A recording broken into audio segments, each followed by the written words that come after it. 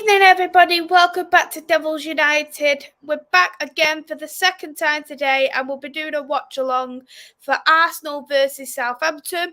As we all know, this one is for raising money for children's liver disease for Steven. The link is here. It's already posted in the chat. It's pinned. It will mean the absolute world for Steven as well, because he has took so much time from YouTube to raise money for children's liver disease, was close to his heart. So this weekend, it's an Arsenal weekend, starting with the watch along. Sunday, it will be the Arsenal women's watch along, because they're in the Champions League semi-finals. So if you are wanting to give for children's liver disease, the link's here, it's pinned. So this is an Arsenal weekend just for Steven. We'll go, before we go on to Arsenal regarding the lineup, we will as well go into the chat. Good evening. I hope you are well, Lockman. Thank you for coming into the chat.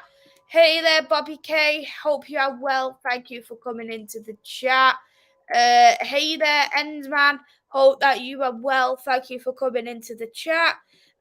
Good evening, Reese. I hope you are well. Thank you for coming into the chat. Thank you very much. Good evening, Niall. Hope you are well. Thanks for coming in and thank you very much. Yes, watch along from Torsen. He's been asking me a few times about doing watch alongs. So I know he wanted me to do some more men's watch-alongs. He's mentioned it a few times. Hope you are well, Torsen. Thanks for coming in. Good evening, Ravi. I hope that you are well. Thank you for coming into the chat. Hey there, Sean. I hope you are well. Thank you for coming into the chat. Will Arsenal close the gap on City tonight? Arsenal's top of the league as it stands. The 4 points clear. And then afterwards, City will be 2 games behind. So if they go and win this game today, that will make them 7 points clear. So they'll only be a point clear if City went and won both their games in hand. Thank you so much as well, Ravi. Means a lot. You are a legend. Thank you very much as well, Niall. Really appreciate that. No, I'm not streaming on Steven's YouTube channel. Thank you as well, Reese. Really appreciate putting that link back into the chat as well. Good evening to our number. I hope you are well. Thanks for coming in. Honestly, I need Arsenal to win. Yeah, we don't want City to win the treble.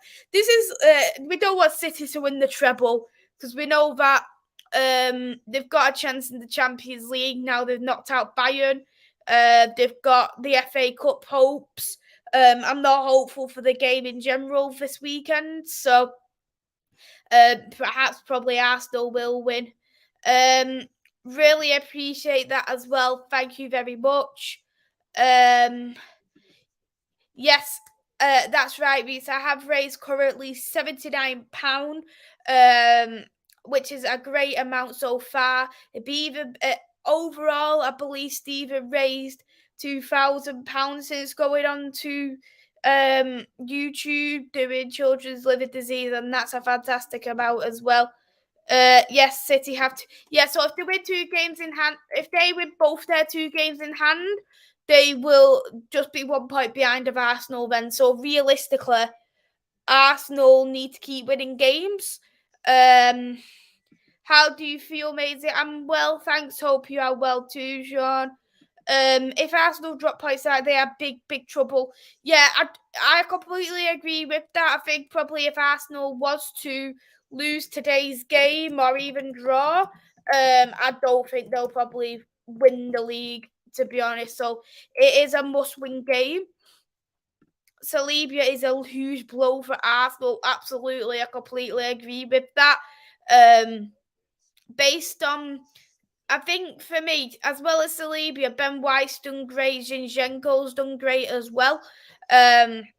So it is a shame about Saliba. I think he's back in a few weeks' time, I believe. So that will definitely help Arsenal a lot.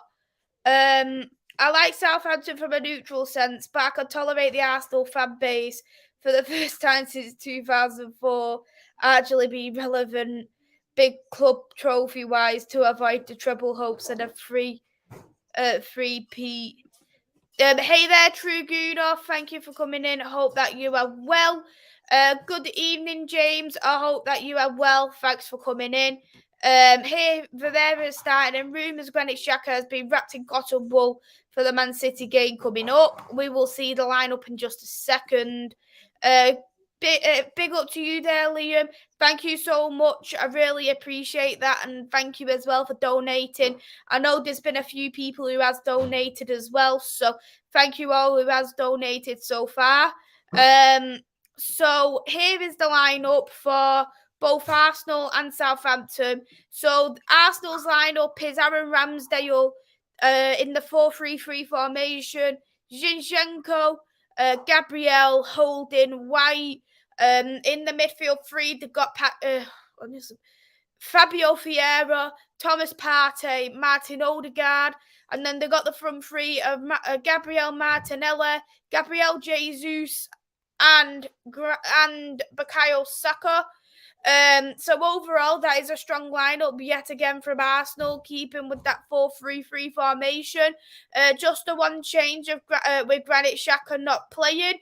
It does say with Granit Xhaka, he currently has an illness and possibly will be back for early May. So looking at that lineup, I'd say, to be honest, Fabio Vieira, he hasn't really played too many games. So the thing is, I actually like Fabio Vieira. I like him from when he played in the Portuguese league, but maybe personally for me, I may have started Jorginho, but the only problem is that Jorginho is much better in the middle where Thomas Partey plays. So I think he is wanting to go a bit more attacking wise against the Southampton side, who is bottom of the league. First place clash versus last place clash. Southampton, even though it's very unlikely, they still have a chance of staying up in the Premier League because from 12th to last place, there isn't too many points between them. So they're going to want to pick up as many points as possible. And I always say as well, playing a relegation team, especially when it comes near to the end of the season, it's always a much tougher test. Just because of the fact that they're going to want to put as much effort in as possible. They're going to want to go for all different ways possible to try and get 3 points or minimum a point, because they'll know that a point at the Emirates is going to be a big deal and it will massively build the confidence if they was to do that. But talking about the Southampton's lineup, they got Bazanu in the goal, Walker-Peters, Bednarik, Bella Kotchap, Peradu in the back four. They got Alcatraz, Ward-Prowse, Lavia, and El Sonosa in the midfield four. And they got Armstrong and Walcott in the top front two. So they're playing a 4-4-2 formation. Sean Dyche kind of style, let's just say. But let's be real when we do talk about the Southampton side. It's not a fantastic Southampton side. They haven't got the players who... I think they've got a couple of hard-working players, but... And there is going to be some players, if they were to get relegated, they are going to get snatched up, like Bella Kotchap, for instance. He will probably be one of the first players to leave. Ward-Prowse, I'd probably say he will be going. A lot of people saying about Ward-Prowse that he will get into a fantastic Premier League side. I think out of the big six, as people would like to say, I think the only team who'd actually get in was Tottenham. I don't think he's definitely not getting the City side. I don't think that he would. He's best at his set pieces, corners, free kicks, and I don't think Manchester United need that type of player.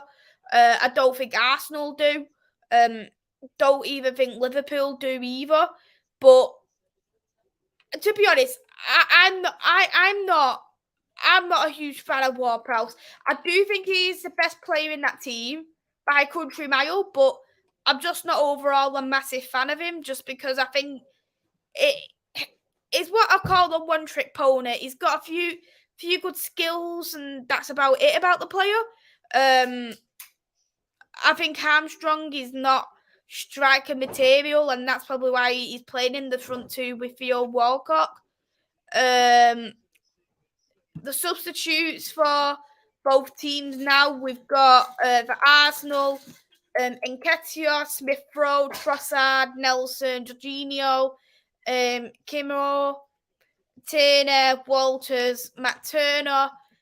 So they are the substitutes for Arsenal, and the substitutes for Southampton are Callum Dean, Orisic, Paul, Diallo, Aribo, Armstrong, Calatakar, and McCarthy. So that's the Southampton bench. Arsenal probably think they'll bring on Trossard, Jorginho. Think they may even bring on Kieran Tierney as well, and maybe Nketiah. Again, Southampton's bench isn't looking very strong. Not something that I would think would make a huge difference if they was getting battered from the first half. Question from Raver: will Arsenal have enough to win tonight? Absolutely, I do think so. If you're going to obviously look at on paper, Arsenal is the far better team, but it's just about how both teams do perform at the end of the day on the field. Arsenal fail to win tonight, then I'd struggle to see them actually winning the title from James. The way City are playing at the moment is scary. I completely agree with James there, 100%.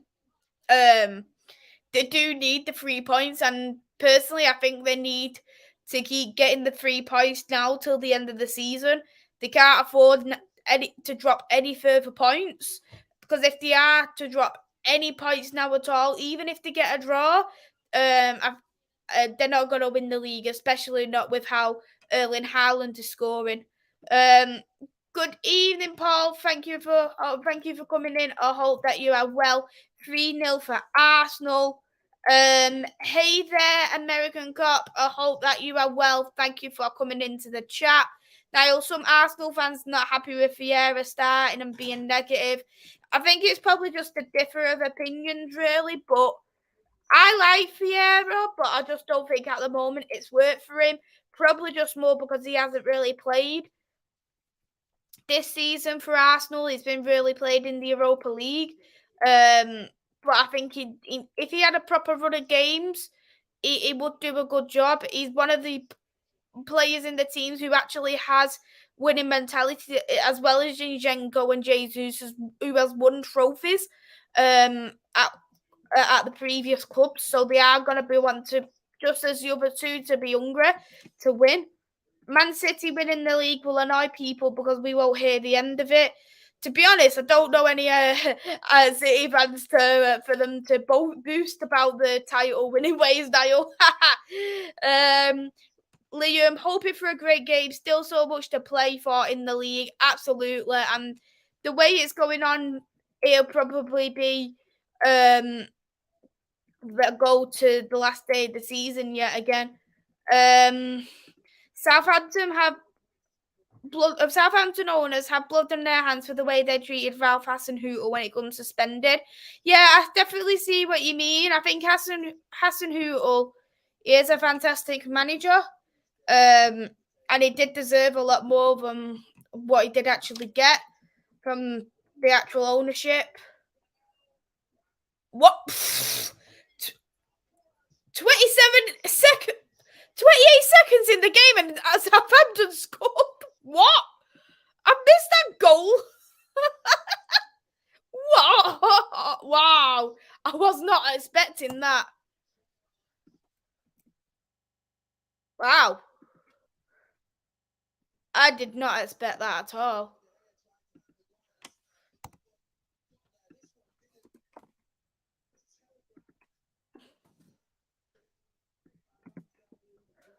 That was quite bad distribution there from Aaron Ramsdale.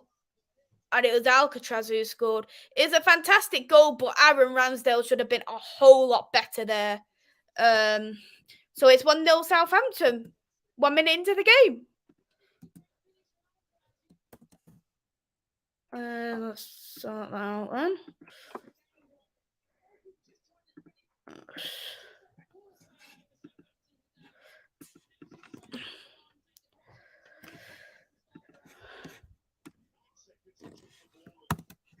It took 9 seconds for them to score. That's ridiculous. Wow. No one was expecting that so quickly.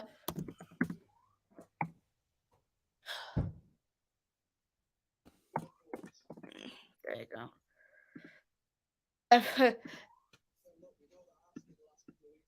I like Southampton, but Jesus. What the hell? Wow. Steve, hey there, Matt. I hope you're well. Thanks for coming in. Stephen will be fuming. I can just imagine right here seeing Stephen on his watch along. He would be going mad at that.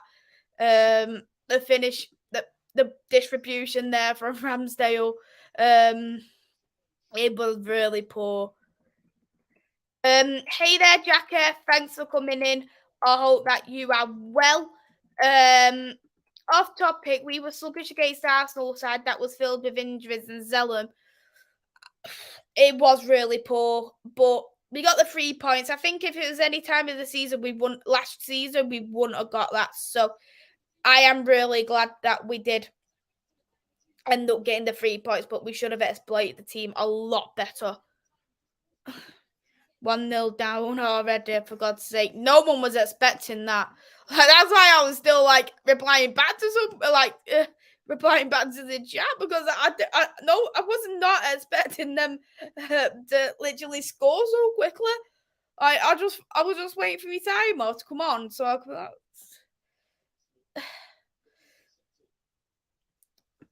I think the Arsenal midfield is definitely good enough to start, but it's just the defence. And Ramsdale did make an absolute howler. At the end of the day, it's nothing that nobody else could really do about it. And I think Ramsdale would take full responsibility on that. Oh, Martinelli's got it. He's got to go for a goal kick for Southampton. Just looking forward to Luca's match reaction. This will be box office. It's a buts to could bottle another game twice so far. Could it be a hat trick? No, I can't see them bottling it against Southampton. It's gone for a goal kick now for Southampton. Long goal kick taken. Zinchenko's picked up. It's gone to Martinelli. Fabio Vieira. Zinchenko. Vieira. Gabriel. Partey. Saka.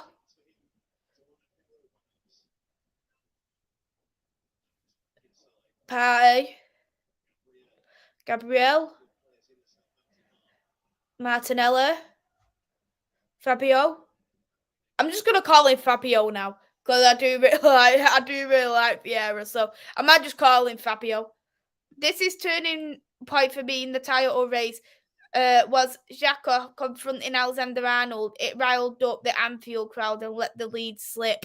Absolutely, and I do think realistically you can't bottle a 2-goal lead. And I've always said as well, James, that a 2-0 cushion is always a more uncomfortable than a 1-goal cushion, just because you do kind of let your eye off the ball, and that's exactly what happened for Arsenal.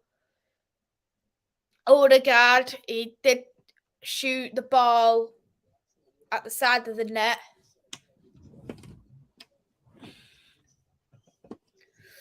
So it's going to go for a goal kick.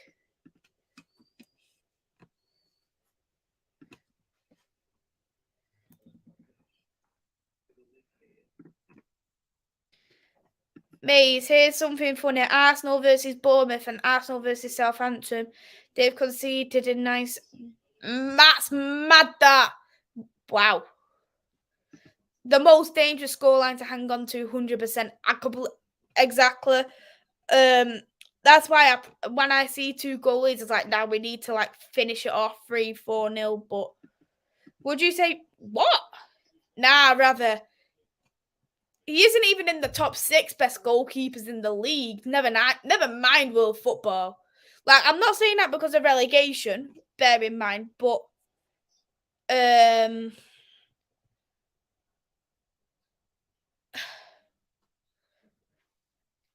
Martinelli to take a corner. Short corner taken. Odegaard. Vieira. Martinelli cuts into the box. Quite a poor cross. Zinchenko got over the head.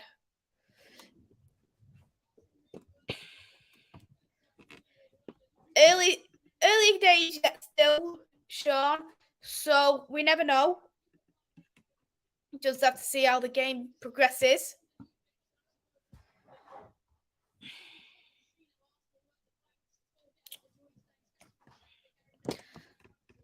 I'll make the screen bigger for you, Vincent. I'm on 7 minutes 45 on mine, but the time is a little bit more behind.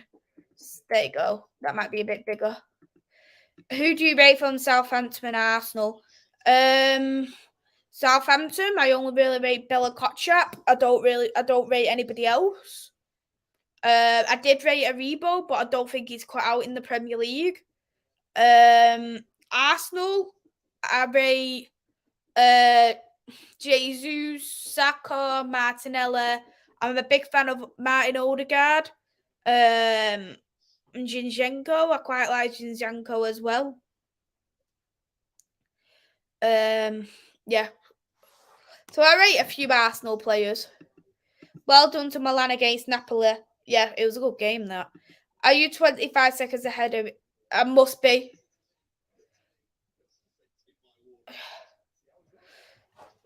They had a free kick there, Southampton. Ward-Prowse didn't do that really with it. One trick pony, as I say.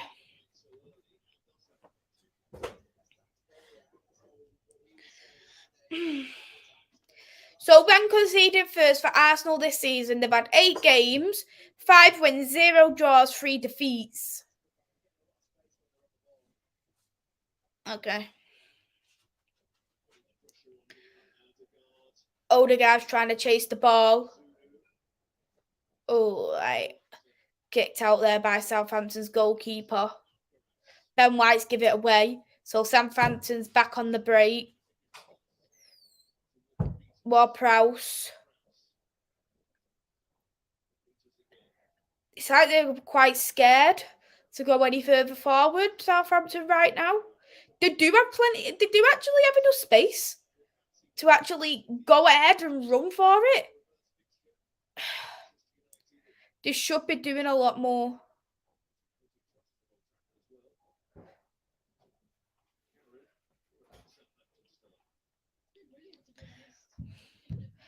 They probably want to go on the upper break now, Southampton, probably.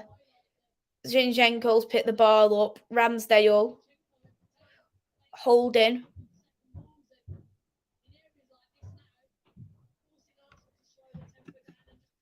Maisy has a secret, and I'm going to reveal it. She is a big fan of Katie Zellum, and is ordering a Katie Zellum said shirt to pull on her wall. Even though Southampton are not officially relegated, there's no pressure on them. All expect Arsenal to win, but they've given them a bit of a slight hope at the moment. Completely agree with that, James, 100%. Thing is, it's very hard to play against a relegation team right now, just because they're gonna have that urgency to pick up the points. Does Holding need to move on? Don't think he's cut out for the Prem. I'm not a fan of him, really.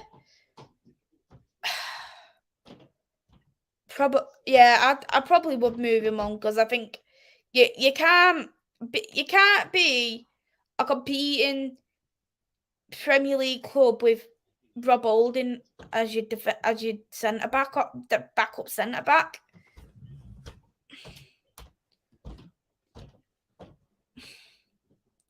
Martinelli. Oh, Vieira give the ball away. Southampton's back on the attack. This is what I'm not understanding with Southampton. They aren't going on the counter attack quick enough, so that's why it's making me think they're happy to play the ball around in their own half. They are creating too much danger. Hey there, King TV. I hope you are well. Thanks for coming in. Big up to yourself as well. Really appreciate you coming into the chat.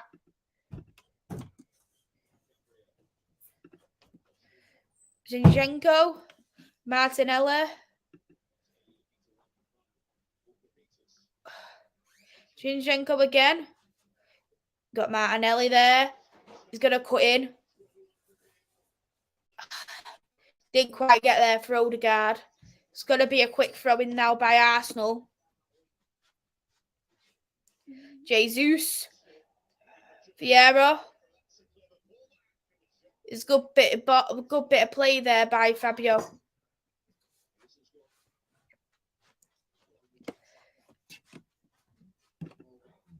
He hasn't played enough games in the Premier League, rather, to say that he is cut out for the Premier League. He's mostly played Europa League games, so I think it'd be unfair to say.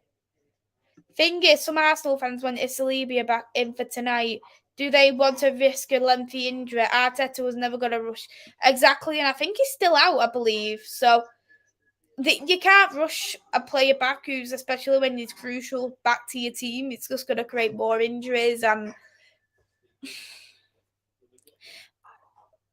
the thing is, if they was going to risk anyone tonight, I would have tried that one who they brought in January, the Polish one. Is it Polish, I think? Oh, it's 2-0 Southampton. Theo Walcott makes it 2-0. Wow. That was poor. That was poor by Rob Holding and Ramsdale. Wow. This is making it. This is getting very tough now for Arsenal and Mikel Arteta.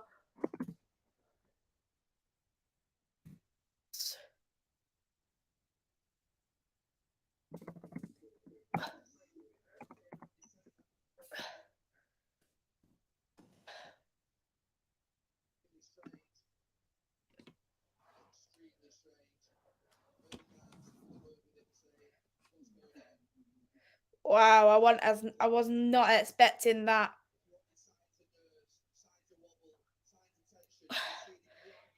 Yeah, so it looked like it was Partey and Saka who get the ball away. Who's supposed to be marking him there? It was Gabriel. Should have been really marking Walcott, but to be honest, you can't even really blame. You can't really blame Gabriel for that, because there shouldn't have been that much space for it to get to Walcott. Wow.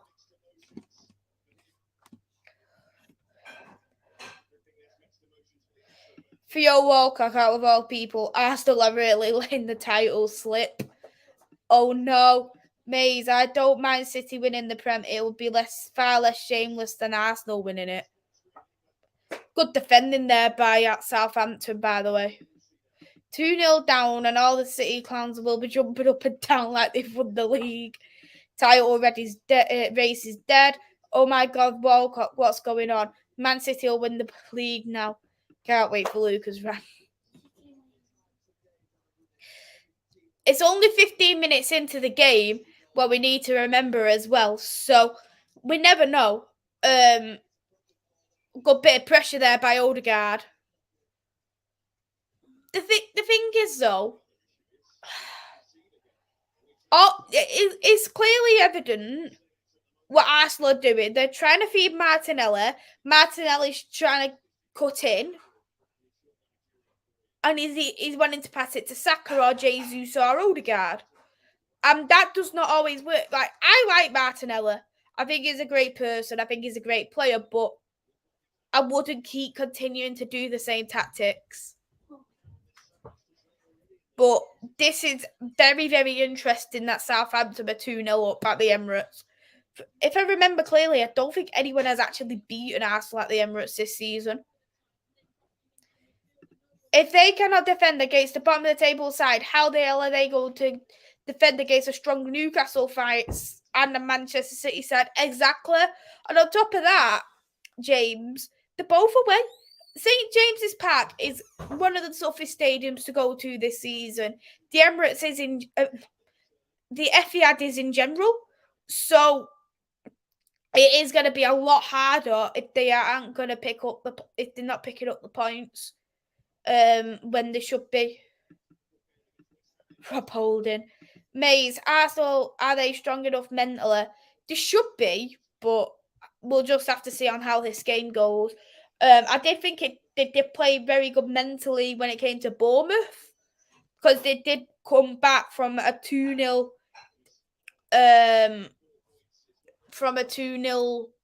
down against Bournemouth at the Emirates.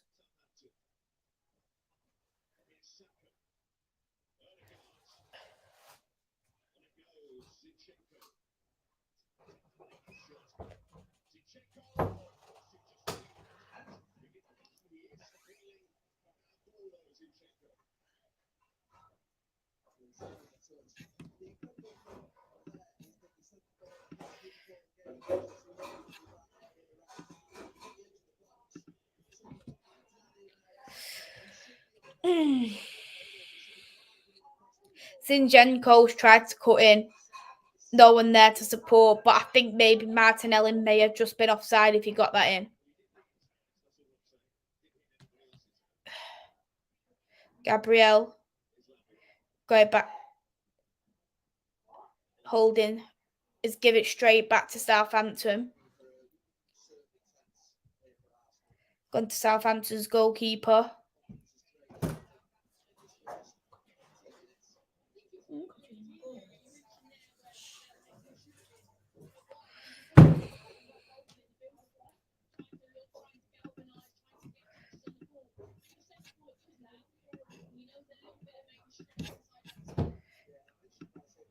Holding.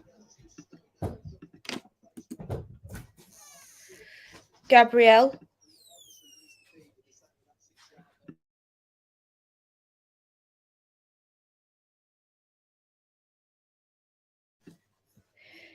People will compare this team to Newcastle side 95-96 and Liverpool 13-14.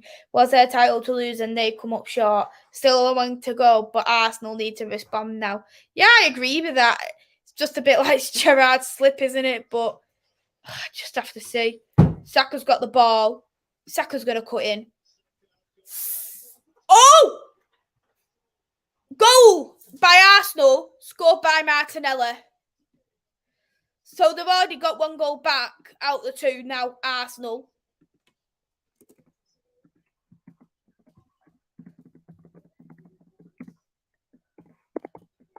Right, 2-0 now. 2-1 now. This is going to be a very interesting game. Oh, that was very good from Martin Odegaard. I thought Saka was going to give it away at that point. Was that out?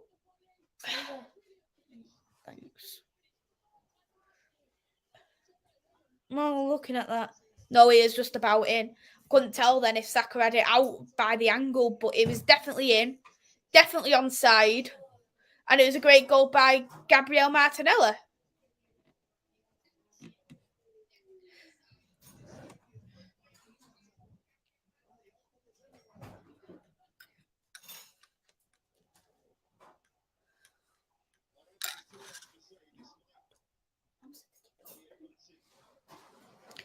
Ramsdale.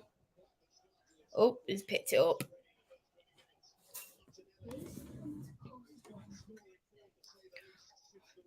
White. Holding.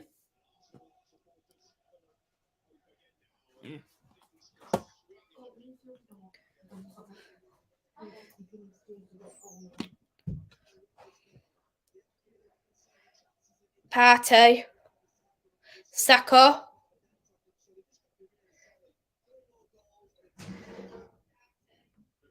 Saka's give that away with Odegaard. Picked back up by Odegaard. Vieira. Martinelli.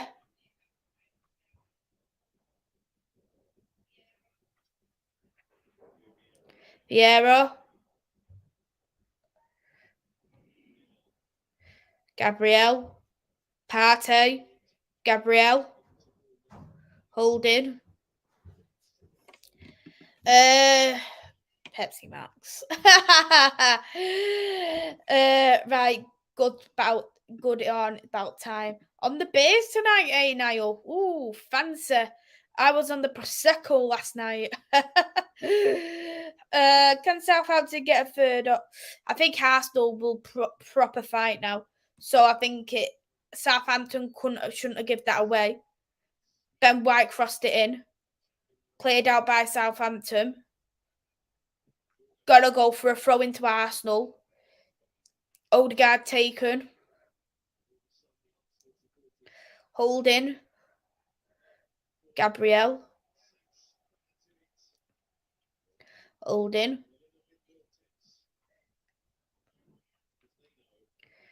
Gabriel.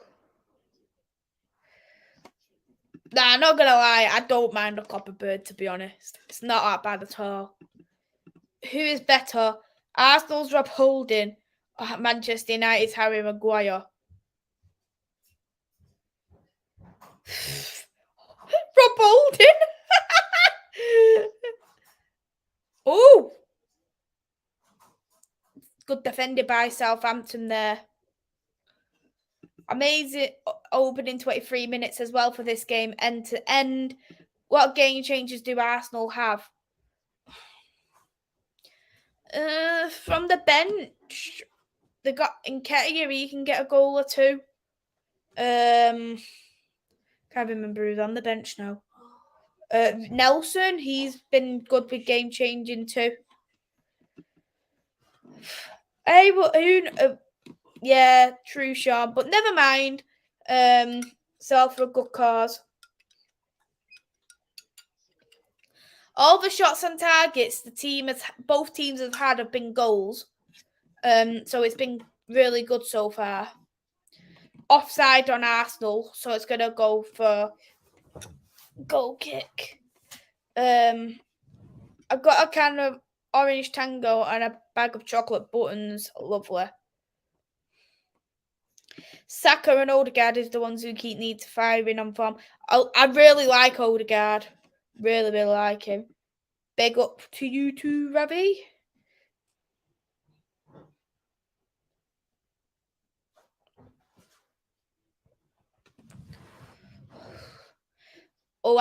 Southampton.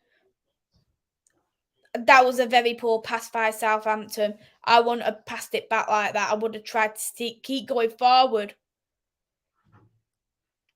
They can't keep it as 2-1. If they're gonna want,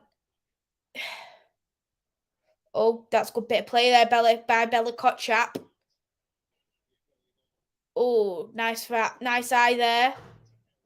Crossing the box by Southampton. Oh, two great saves by Aaron Ramsdale.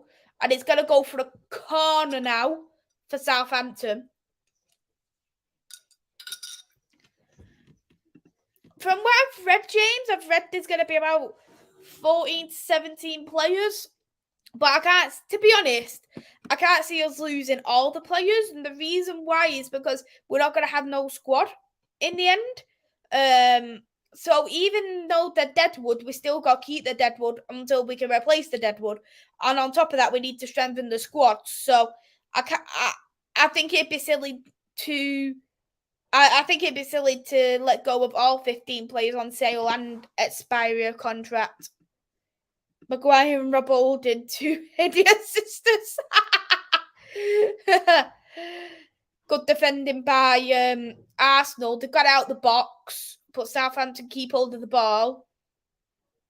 Back going forward from Southampton. Poor bit of play. Southampton pick back up for Ward-Prowse. Keeping it in the box. Thank you as well, V's. Really, really appreciate it. I rate Odegaard as well. Such a great player, good captain as well.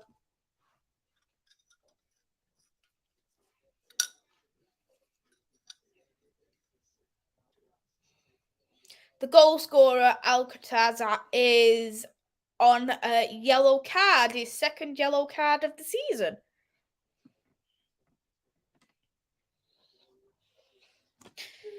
If somehow we stay up, I'd take 1 or 2 players off you. We need all the help we can get. James, name your players.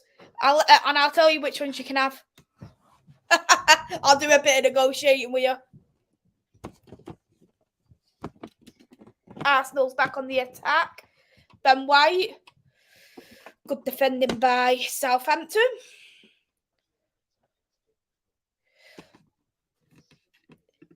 You could have Jones, Maguire, Donner, Alanga. Did you get a ticket for Sunday? No, I didn't, Sean. Go on Maisy with the... If you want McTominay... he's Newcastle's player. Zinchenko.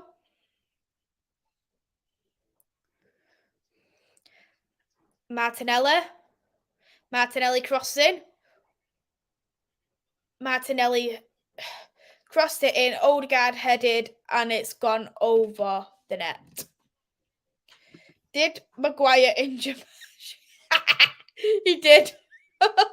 Martial picks up his 100th injury of the season.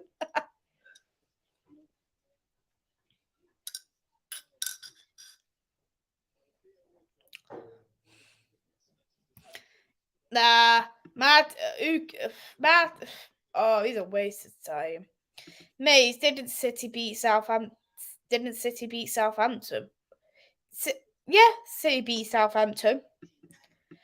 Donny and McTominay, take Donny all you want, James. He's yours. You can have him.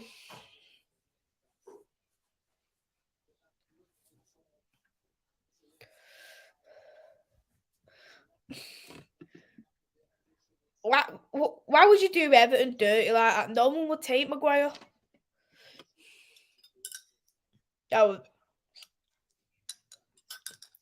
See Southampton's first goal they scored in the second.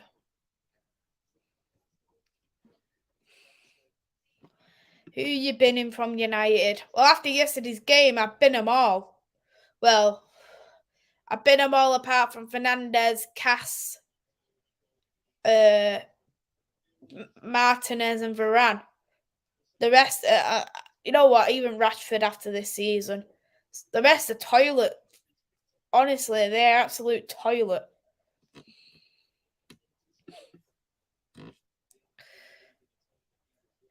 Bit of a drinks break going on.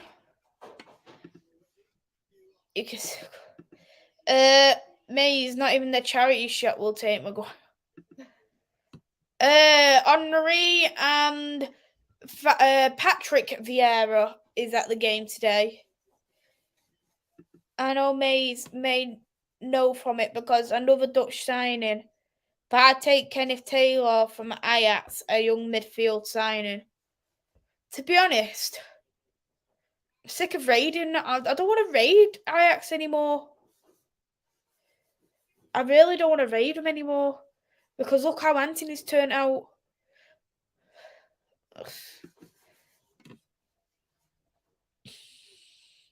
Plays now continue. Southampton keep the possession.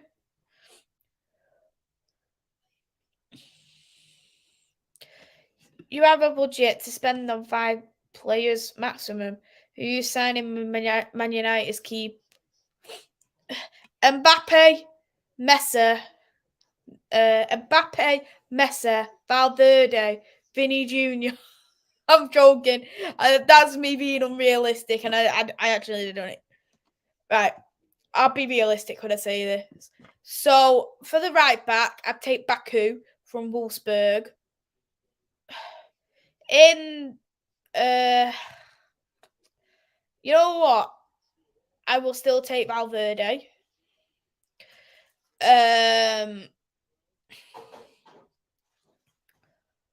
I would take. You know what? I would actually take Harry Kane. Well, the problem is Harry Kane.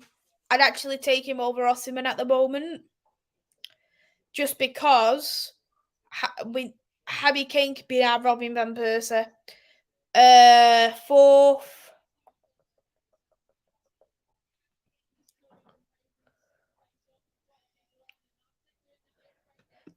Fourth, I'd take Manuel Ugarte.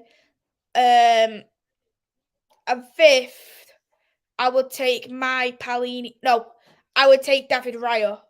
That's my fifth 5 signings. Oh, Anthony. I stopped in tears. Marcus Rashford missed our penalty against Italy. Yeah, it's what it is, and I guess now. Free kick taken by Saka. Defended by Southampton. Saka's got it back just outside the box. Crossed it back in. Partey. Martinelli missed out. Fabio Vieira has put it wide. You nugget. Lol, Maisy. Would you let De Gea go in the summer? Yes, I'd personally take. I would personally let him go. I've not really been a fan of him since 2020. James will know. You'll know this game very well. It's the 3-3 draw when James Rodriguez scored 2 goals against us. Maguire and De Gea was lawful, and they cost us the game. As much as people blamed Axel to Anzebe, it was them two. And ever since that point, I've said David De Gea can't be our number 1 because his distribution is downright poor. Baku, Valverde, Kane, smart move right now, but I see your reasonings, although I prefer Osimhen and Ugarte as a DM rotation. Raya would be my number 1 goalkeeper. Seeing something crazy, De Gea on 104 on the list. Oh, yeah, I've seen that as well. Hey there, Box. Thanks for coming in. Hope that you are well. Maisy, why do Arsenal fans on YouTube compare Saka to our... No clue. Saka's better, though. I kid him, rather. I kid when I say that. I back Saka. I do back Saka, though. He's one of the England boys. I've got to back him. I remember that game. The first goal we scored was so soft beyond belief, but so was the third goal that got us the point. Absolutely. I think it was the first goal what annoyed me the most. Because it was something that De Gea done and Maguire could have done a lot better. And I was thinking, like, what? I was fuming. And it was like, after the game, I said Dean Henderson needs to be our number 1. And I said I wasn't taking anything more from De Gea for the rest of the season. Obviously, Dean Henderson didn't work out. I'm not a fan of Dean Henderson either. So I'd take a new goalkeeper and I'd take David Raya. I know people said Mike Mangan, but he's an impossible move. Diogo Costa's overpriced and I think he's overrated. So it'd have to be Raya or Sanchez for me. We're losing 3-2 Brighton in the under-23s. The thing is, as well, Box, is that our academy's been so crap this season. Like, dropping points here, there, everywhere. It's just, we've been nowhere near good enough. Who is playing better? I think Southampton's had the better chances, but Arsenal's had the better possession. So I would say, at this moment in time, Southampton is deserving the lead. Would you take Ivan Toney? I think Ivan Toney is a fantastic striker, but the problem is with Ivan Toney is the current betting scandal. So if we was to buy him, we need to make sure that he didn't get charged and he didn't get a ban. We can't, because Brentford's not going to let Ivan Toney go for like cheap.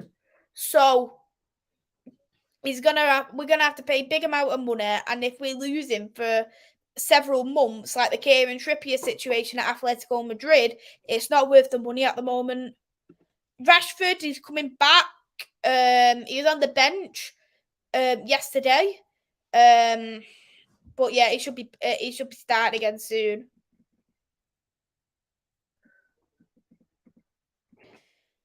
Do our players have PTSD? It looks like it, that's for sure. How long will it take? I thought I didn't really mention this, but I did say about 3 seasons we should see the best out the team. Oh, I wouldn't take. Nah, I'm not taking him. I'd rather keep David De Gea at that point. Thank you so much for that, James. Really appreciate it. Very nervy game, I must be honest, but I think that we more than deserved it, that's for sure. The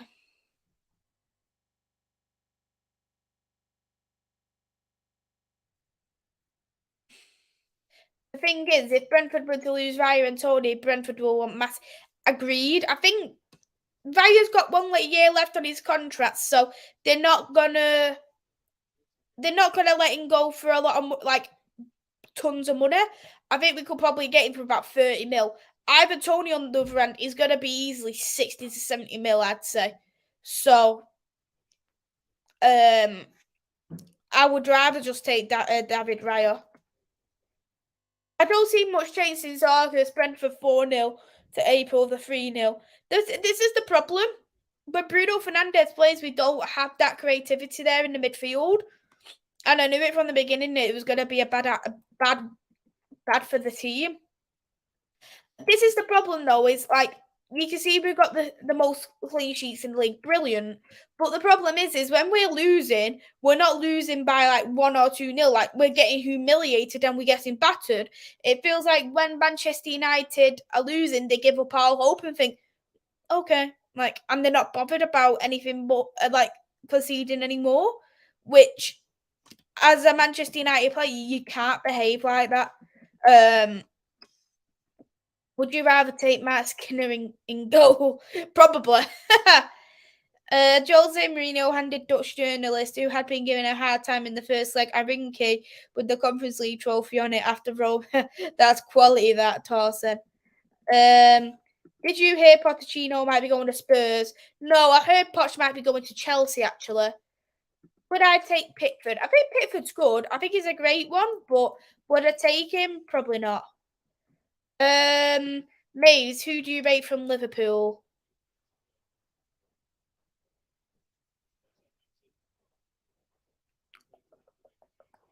That's my answer, rather.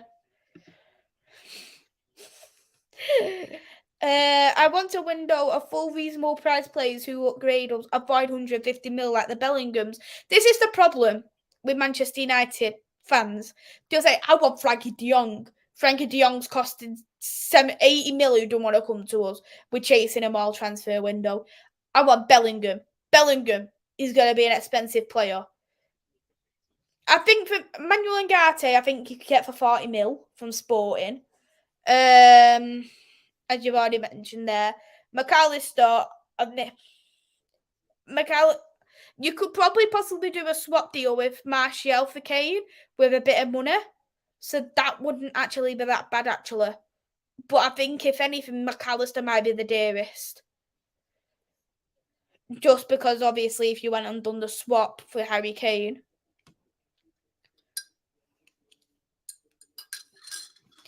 Hey there, Luman. I hope that you are well. Thank you for coming into the chat. No clue what's happened to Sancho, and I think if Sancho continues the way he's playing, he's going to get sold. He hasn't been good enough, and it's getting to the point, like, I have been defending Sancho a lot, but I can't continue to keep defending Sancho. He's just poor.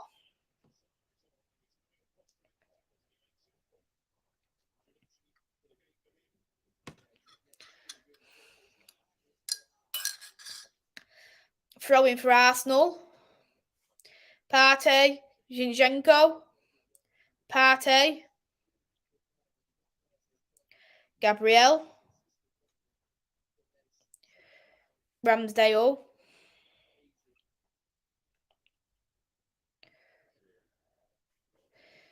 Tried to get it to Martinelli. Foul there on Martinelli. It's going to be a free kick outside the box. Yellow card as well for Southampton.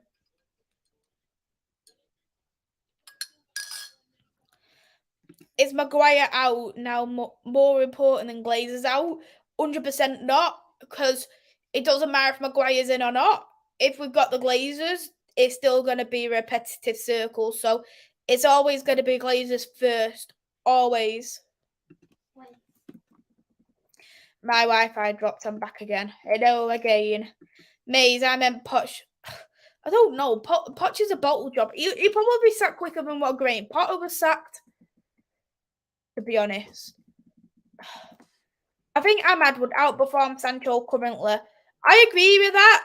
But the only problem is that we've all hyped up James Garner as well when he played in the Championship with Nottingham Forest, and then he's not even getting a game for Everton. So, me personally, what I would do, I would keep Sancho one more season. If I was Tenag, I'd say, get your act together. If you're not going to perform for me this season, you're getting sold. Because then he's still got 2 years left on his deal by the time the next season, so we can still get some kind of money for him.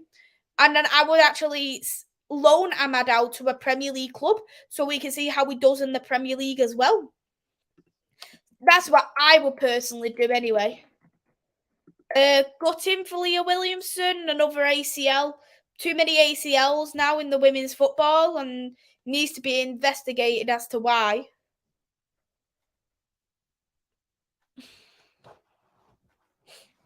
Gonna be another throw-in for Arsenal.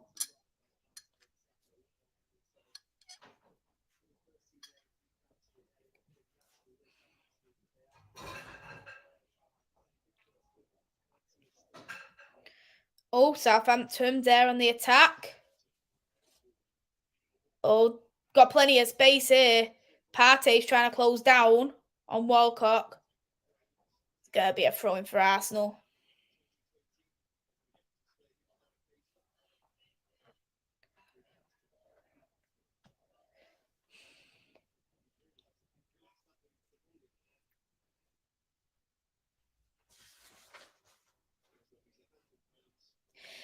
Here's what I think about Sancho, though. The thing is with Sancho, he never used to cut into the...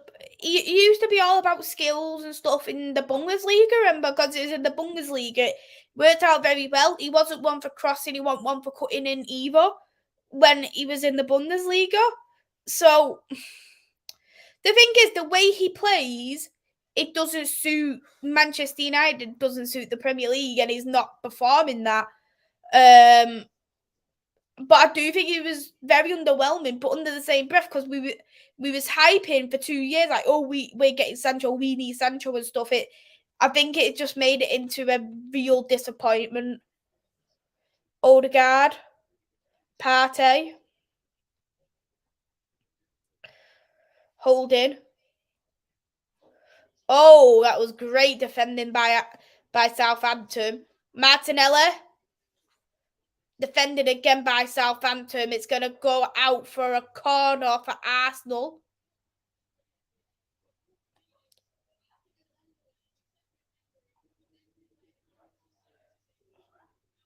Seven minutes of injury time for the first half due to some injuries that's happened in the Southampton side because they already made a sub.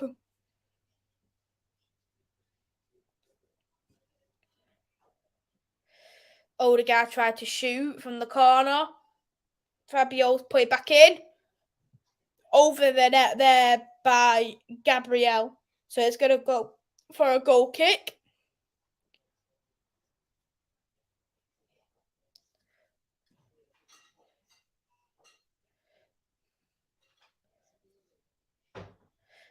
Or was it Gabriel? It looked like it was Holding who touched it.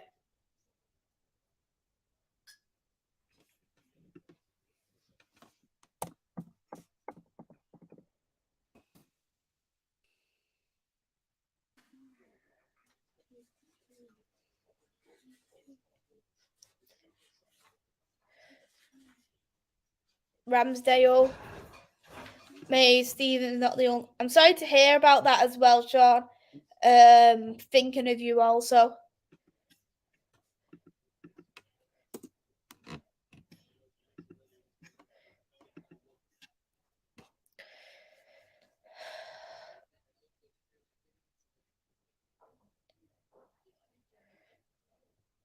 Partey. Zinchenko. Gabriel. Southampton's picked up. That should have been a foul, that. That's giving Arsenal the counter that they need. Saka. Oh, bit of a good ball there. Jesus. Jesus fluffed it. Gonna go for a corner. Will you have Women's World Cup watch along? I'm going to try and do what I can. I'll probably only be able to do weekends because it's in Australia and New Zealand and the time difference is crazy. So I'll try and do what I can, but I don't know what I can do.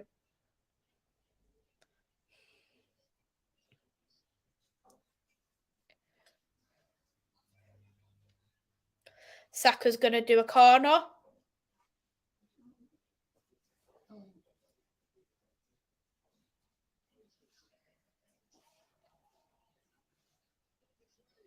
Wow.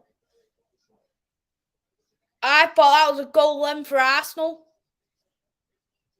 Bloody hell. Good defended again by Arsenal. I mean, by Southampton. Walcott's got it.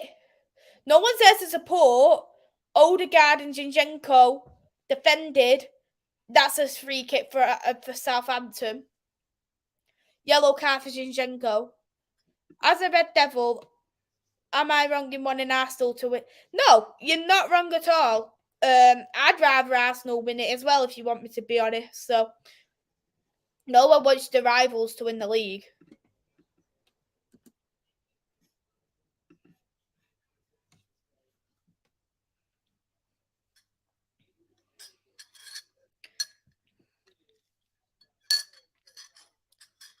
Wow, I'm literally seeing that then, what should have been a goal for Arsenal. He's got to be player of the match. Alcaraz really, he have kept Southampton in the game. Offside for Southampton. It's going to be a free kick for Arsenal.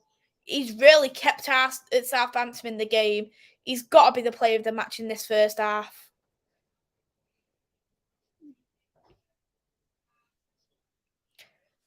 Fabio. Saka. Partey.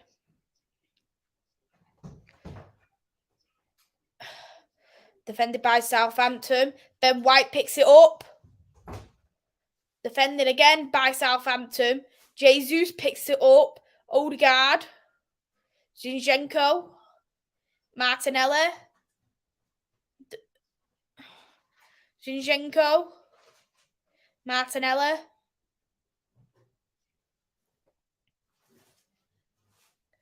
Partey.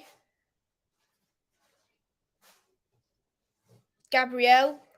Ben White. Vieira.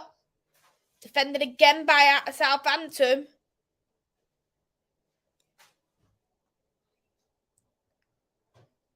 Arsenal's picked it back up. Going to Odegaard. Odegaard's trying to find someone there. Gabriel. Zinchenko. Martinelli. Zinchenko. Martinelli. Martinelli's give it away. Got 2 minutes here to get another lead, to get another goal. Southampton's on the counter. Theo Walcott running for his life. You got Ben White. Oh, he's passed it back.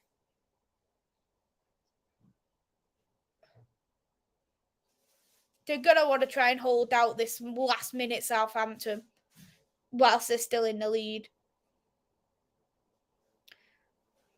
Oh, Southampton's in the box. Oh. Arsenal's defended there, got it out just in time.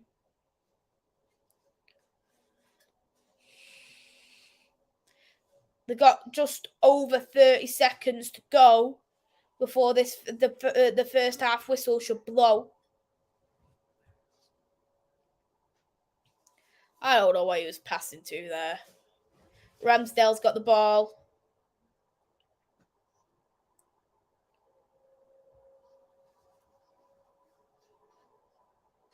Holding. Gabriel Jesus. Saka.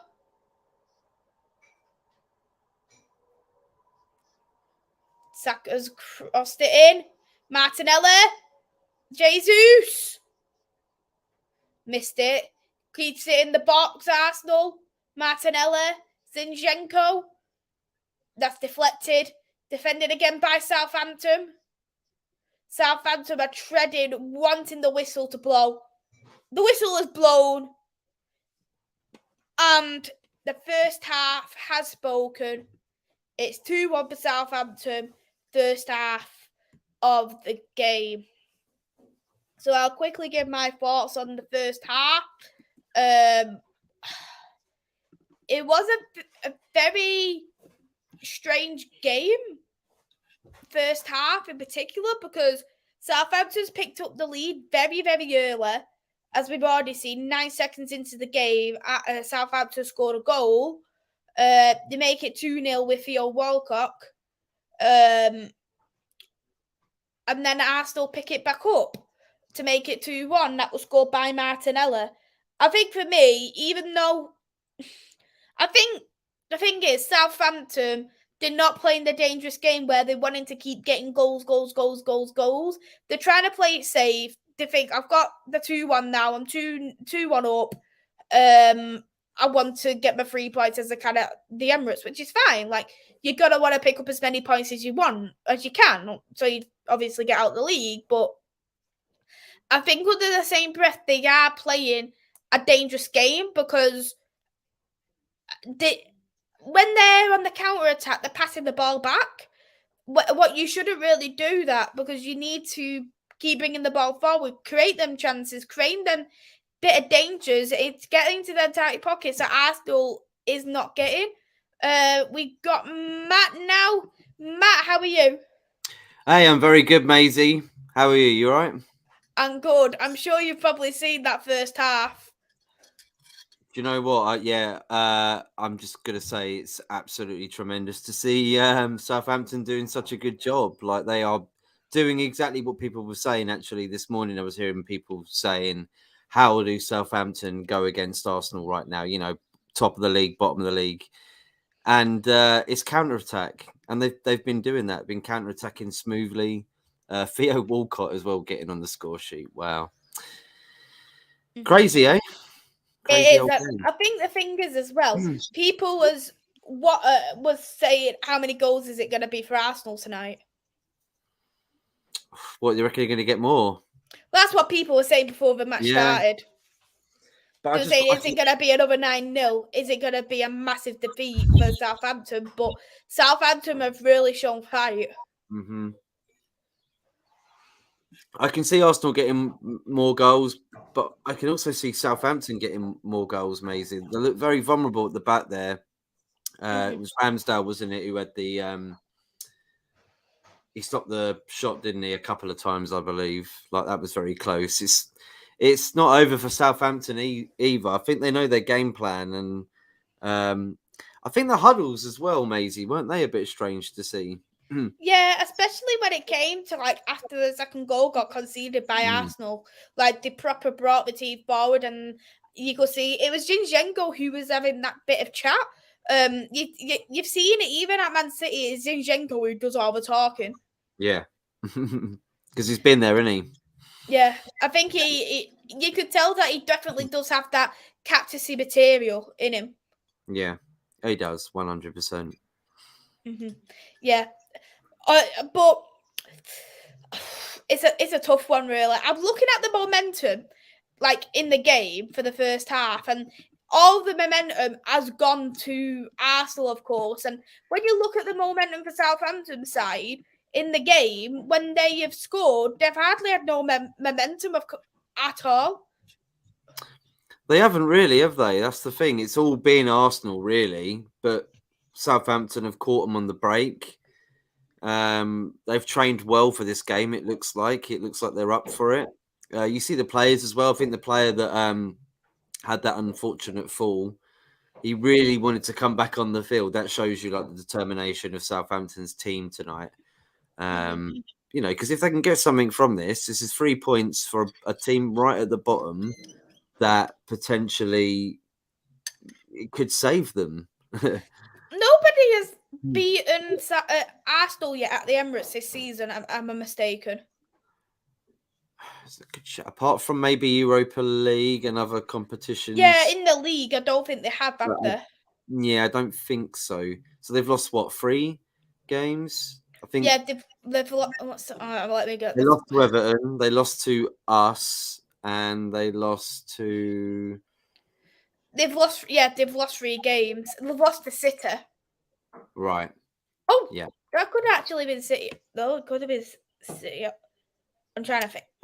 Yeah, it would have been at home, wouldn't it, City? Yeah, it was actually. So that might have been. That would have been their only game of the season. They've lost at home then. They've lost at City at home. So they've only lost 1 game at the Emirates this season in the league. That's a good record, really. To be fair, isn't it? You've only lost to the second team in the league below you, and nobody else at your home ground. That's pretty impressive. 2 away as well. That shows you as well that they're quite good, aren't they, when they go away? Mm-hmm.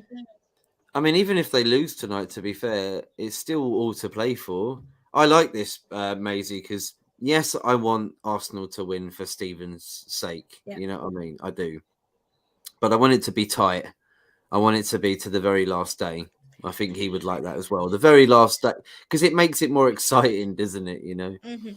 I think in Steven's case, he probably would have wanted the league to come a lot sooner than going to the final day. But I think he'd like that little bit of rivalry where, like, if me or you was on the stream and like we want Arsenal to lose it. Yeah, if you know, if he was with us here today, bless him. He'd be ranting right now, wouldn't he? I think he'd be back to Arteta out. He really would, and we'd be having an argument about how well they've done. But he's like, "But we're flopping right now. We're flopping. It's not good enough." He did take it as the day went, didn't he? Not, you know. Mm-hmm. If you're happy, Martinelli has scored as well. Oh, absolutely. Absolutely. He won't be happy Theo Walcott did, though, either. Yeah, I forgot he's a former Arsenal player. Well, potentially, Maisy, that might be the winner. Do you know, I think I read it, like, because when I done the Champions League quiz years ago, he was the last Arsenal player to score in the Champions League. Really? Martinelli? Yeah. No, Theo Walcott. Oh, wow. Okay. Wow. How long ago was that? Have they not been in it? I'm sure like they haven't been in it. No, they haven't, have they? They haven't been in it since, like, is it Wenger they haven't been in it, or could it be they've got a bit they were in it with Emery, weren't they? I think 1 season maybe. But I think maybe since Emery, maybe. I might be wrong about the Emery thing, but I'm pretty sure there's been 1 season where they did make top 4, but I might be completely wrong about that. Ravi might be able to tell us. Yeah, Ravi will say. Yeah. When was Arsenal last? I'm having a look. Yeah. When was they last qualified? You're telling me the wrong. It's one of those things, isn't it? It's like, oh God, you're telling me the wrong information. They're saying the wrong information as well. Like, they literally say 2005. This is like, no, it was a long time after. They made the 2006 final, didn't they? Yeah, they did. Right. Oh, it was 2015-16. Right. That was the last time. Yeah, that would have been Unai Emery because they finished in second place behind Leicester. Right. Yeah, that's right. Yeah. See, so it wasn't a wasn't really bad for Emery, was it? But he's smashing it right now. You know what I mean? He's doing great. Exactly. So Hey there, Dad. I hope you're well. Thanks for coming in. How's James Ward-Prowse playing? I don't know about you. I'm not a massive fan of James Ward-Prowse. He's like a Beckham sort of player, isn't he? Do you know what I mean? He's good, like when he does free kicks and corners. Like he's done a few very nice free kicks, corners, and he's good at passing. But he's not one of those players that you really. It doesn't fascinate me. I'm pretty sure maybe is that what you mean? He doesn't really maybe go, wow, how great. Well, he is, but like he's like that sort of Roy Keane mentality. Just get the ball, give it, get the ball, give it, and not really do much and be like a boring sort of player. Like I say, like he's not very interesting on the eye, but his effectiveness, I guess, is kind of like Ericsson in the same, I think the thing is, right, like what he's doing in that Southampton team is brilliant. And yes, I think he probably could be in a better team than Southampton. But he isn't, for me, like people say, why isn't a top club snatched him up? I don't think he's good enough to be in a top team. Look at like the big teams in the Premier League. He certainly doesn't get into Man City. No. I don't think he's based on his box to box midfield. I reckon he can get Newcastle. He could probably get. I'm trying to think. He wouldn't do set pieces and corners though. That'd be Kieran Trippier still. And I think that's the best thing that he'd be good for. Yeah, you made a really good point there. Based off his overall ball ability, I don't think he's good enough as a box midfielder. If you wanted to have someone to take a free kick, anyone in the Premier League right now, it would be James Ward-Prowse, wouldn't it? He's got the best stats for I think he's like, what is it? A free kick away from equaling the all-time record of free kick goals. Yeah. I mean, if you're the best ever in the Premier League, you've got to be. That's why I say he's kind of like Bex. I know someone said in the don't do the comparison. I'm not really good at Bex. I'm just saying he's really good at ball positioned chances. Yeah. You know what I mean? Like free kicks and penalties and corners. But yes, I agree with you. I don't. He doesn't fascinate me as a player. I think I said the only top team he will probably get in would be Tottenham. Yeah, I think he can get in Tottenham. Absolutely. I mean, what Chelsea right now, they take anyone, wouldn't they? Honestly, they're looking at some people there thinking, you haven't come into a Premier League, you haven't come into a team a while. Like, I know you've not played for 3 years, but I'll still take you in even though you've retired. Yeah, honestly, they might as well take Phil Jones at Chelsea. He'd do a better job than Koulibaly. Let's just put our hands up here about this. I actually agree, probably would. And we were in for him, weren't we, Maisy? United. I can't believe that. I'm glad that never happened. Honestly, thank you, Napoli, for rejecting it. They're happy too. They sold him because they're much better this year. They've gone and won the league, haven't they, without him the first year he's out. Yay! Exactly. Unlucky Koulibaly. Look, it's Jonathan Johnson who's in the chat. Hey there, Jonathan. I hope you're well. Thanks for coming in. I've missed you. It's been a long time. It has been a long time as well. Miss you too. Luke is in the chat. I wonder how Luke is feeling about the game. He's not saying much, is he? He's usually a bit more than just a hey. Yeah, I don't think he'd be extremely happy, that's for sure. Probably headbutting the wall right now. You'll have to let us know how you're feeling. So I haven't been watching the game. I have been watching Maisy. So the thing is, so Sean, if you've not watched the game, we need to discuss the game if you want to come on. If you haven't watched it, do you get what I mean, don't you, Matt? Yeah, it's like asking someone's opinion of do you like this song? We're talking about this song today, and you said I've never heard of it. You couldn't say anything about it, could you? No. Yeah, I agree. But maybe put it on, tune in, and let us know in the comments what you're thinking. Speaking about Steven, anyway, we've raised so far £84 at this moment in time for for the children's liver disease. We've had great donations as well. Most recent one was James. He's made 2 donations overall.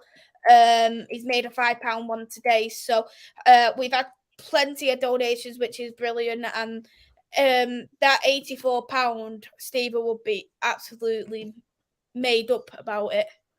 But he'll be so happy, be over the moon, honestly. And if you can keep that going, people, help out Stephen and anybody going through the situation of liver disease, please do donate if you can. Go to Just Giving there. Maisy's set it up wonderfully for this. So please, that this stream means a lot. If you can go and help out, do it. Mm-hmm. Please. I've already pinned a link anyway, but I will play it back into the chat. If you can't go on the pinned.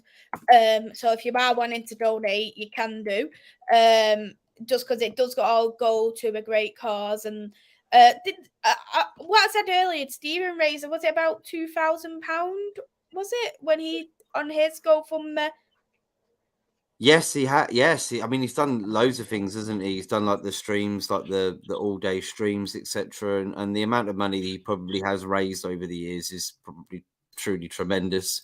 And that money also goes to people in the future that might be going through the same situation as he does. So it mean a lot to him that nobody else had to go through what he had to go through. So that's why it's so important to address this and make sure that you can donate, because every single penny you do give does go to really helping people during difficult times.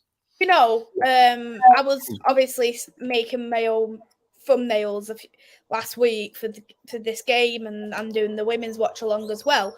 And when I was looking for the logo for the children's liver disease, Steven's GoFundMe page come up on Google, so you could literally see it on Google Images, which is so good.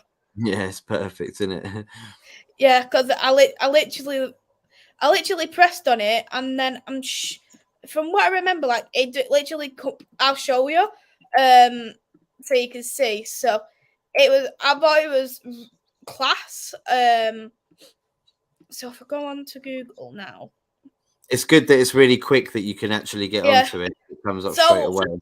I googled CLDF for children's liver disease. So I pressed onto the top one because the top one's there regarding like the children's liver disease. And then if you scroll down a little bit on this picture, there's Steven's GoFundMe. Oh, nice. There you go. And you click on it and it will go straight to it. Yeah, it goes straight to it, and he raised £2,312. Oh, see, just on that one time alone, that's amazing. How quick I was able to access it as well, and it just brought me straight to that page on another tab. Keep it going. Absolutely fantastic how quick things can really get seen. Yeah, it is, isn't it? It's good. It means that if you go and type in his name, I'm pretty sure on Google or YouTube, you'll see his channels come up straight away now, and it's really good because then you can go and find out about him and everything, and it's really good. Even like now, like when I go onto YouTube, I just literally just see streams straight away, like the highest viewed ones. Yeah, and that's good. It's of course it is, because it just means that people can, if they go and click on it, they'll find out about his situation, etc., and they'll be able to donate. Yeah, it's good, and they'll see how angry he was at Arsenal most of his life. Yeah. Yeah, that's very, very true. But it looks like the second half has kicked off now as well. Southampton again, they're literally like... Did you see the first goal for Southampton, what was scored in like 9 seconds? Yeah. I think that was a real howler by Ramsdale.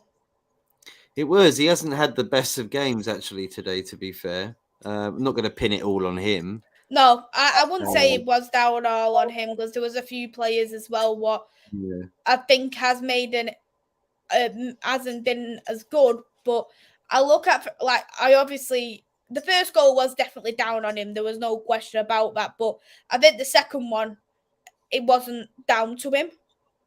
No. Yeah, no, I don't think it was. I mean, he made a little bit of a howler of one of the situations when I think it was Ward-Prowse put the corner in, but don't know. I mean, it's only been like a couple of minutes, I know, but Arsenal, they're going for it, aren't they? Yeah, they are going for it. The thing is, though, with Arsenal so far in this like game, they haven't really attacked how I thought they'd attack. Like they haven't made spectacular chances. Not really, and I mean, Arsenal haven't really either. It hasn't been one of those sorts of games. I think I don't know. It's really a really strange game. I've never, having so many goals in like 20, 25 minutes, I think, of the game, 3 goals, it's just weird. It is weird, and especially knowing like it didn't feel like none of the teams have really threatened in goal. Well, yeah, not really. It's not been like Arsenal have had amazing chances, have been unlucky. They've been close to goal. Yeah, I've seen a lot of chances from them, but I don't think they've been amazing. I don't think it's been clear cut. There is a player though that I'm really enjoying for Southampton at the moment. He's in the middle of the park, and I can't remember his name, but I'll keep tabs on him. Yeah, you'll have to. I think he's got the short dreads, Maisy. I don't know whether you the short dreads. Yeah. Well, we both know it's not Ward-Prowse anyway. We don't. It's not. Yeah, no, Ward-Prowse. No, definitely not. All I keep seeing is it Latvia? Latvia? Belgium kid? 19? Possibly. Number 45? Don't even know what number he is. Yeah, he is 45, yeah. So it's him. He's a really good player, I'll tell you. Oh, he's doing really well tonight. He's just been so calm on the ball.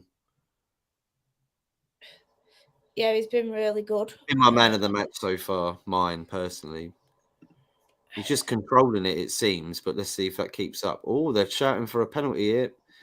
No, Jesus not happy with it.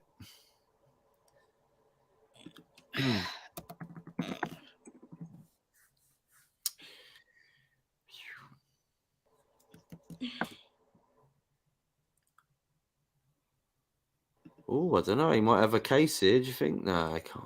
A VAR looking at it? Nope. Oh, he's actually from City's youth box said. Oh, right, is he? You know what? He's really impressive. He's getting into the right spaces. He's finding space. And every time he gets on the ball or he takes the ball off Arsenal players, he's got so much calm composure about him. I do feel a bit sorry, though, for Southampton's goalkeeper, because it is his first season in, and he's obviously a very young goalkeeper as well. To be honest, he doesn't look like a bad player either, but I just think he's been very unlucky this season. Yeah, he's young. You know what I say? It takes time. Being a young goalkeeper, there isn't that many of them, to be fair. Look, keepers are usually, when they're in their prime, in their 30s, so... All our best goalkeepers have been over 30. Yeah, Schmeichel was, Van der Sar. Late 30s, and Van der Sar, exactly. Barthez, I think, as well, wasn't young at the time when he played for us. I'm trying to think, like, we haven't had like a goalkeeper youth player, apart from Dean Henderson, to really break in properly and be like a first team player. What was that other goalkeepers? What was it? It's not Tarkowski. It's something like that. No, that's the Everton player. No, it's something similar to, like, I can't remember his name now. He looked young anyway. He was a United number 2, and we it was the Alex Ferguson days. I think even Mark Bosnich was in his mid-30s as well, though. All I keep thinking about, I know you're not thinking about this player, but the only goalkeeper I keep having in my mind is Victor Valdez. No, yeah, he was brilliant, wasn't he? But he was in his 30s as well, wasn't he? Late 30s. Yeah. Reece said him. No, it wasn't, because we all remember Taibbi being one of the worst ever, don't we? Let me think. We tried him out for a while and it just didn't work. I'll have a little look.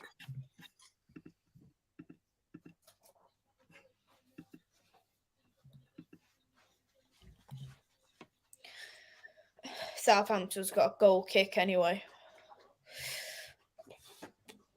Do you not say, for example, Southampton win this game? Do you think they could actually eventually get out of relegation, or do you think like it's just past it now?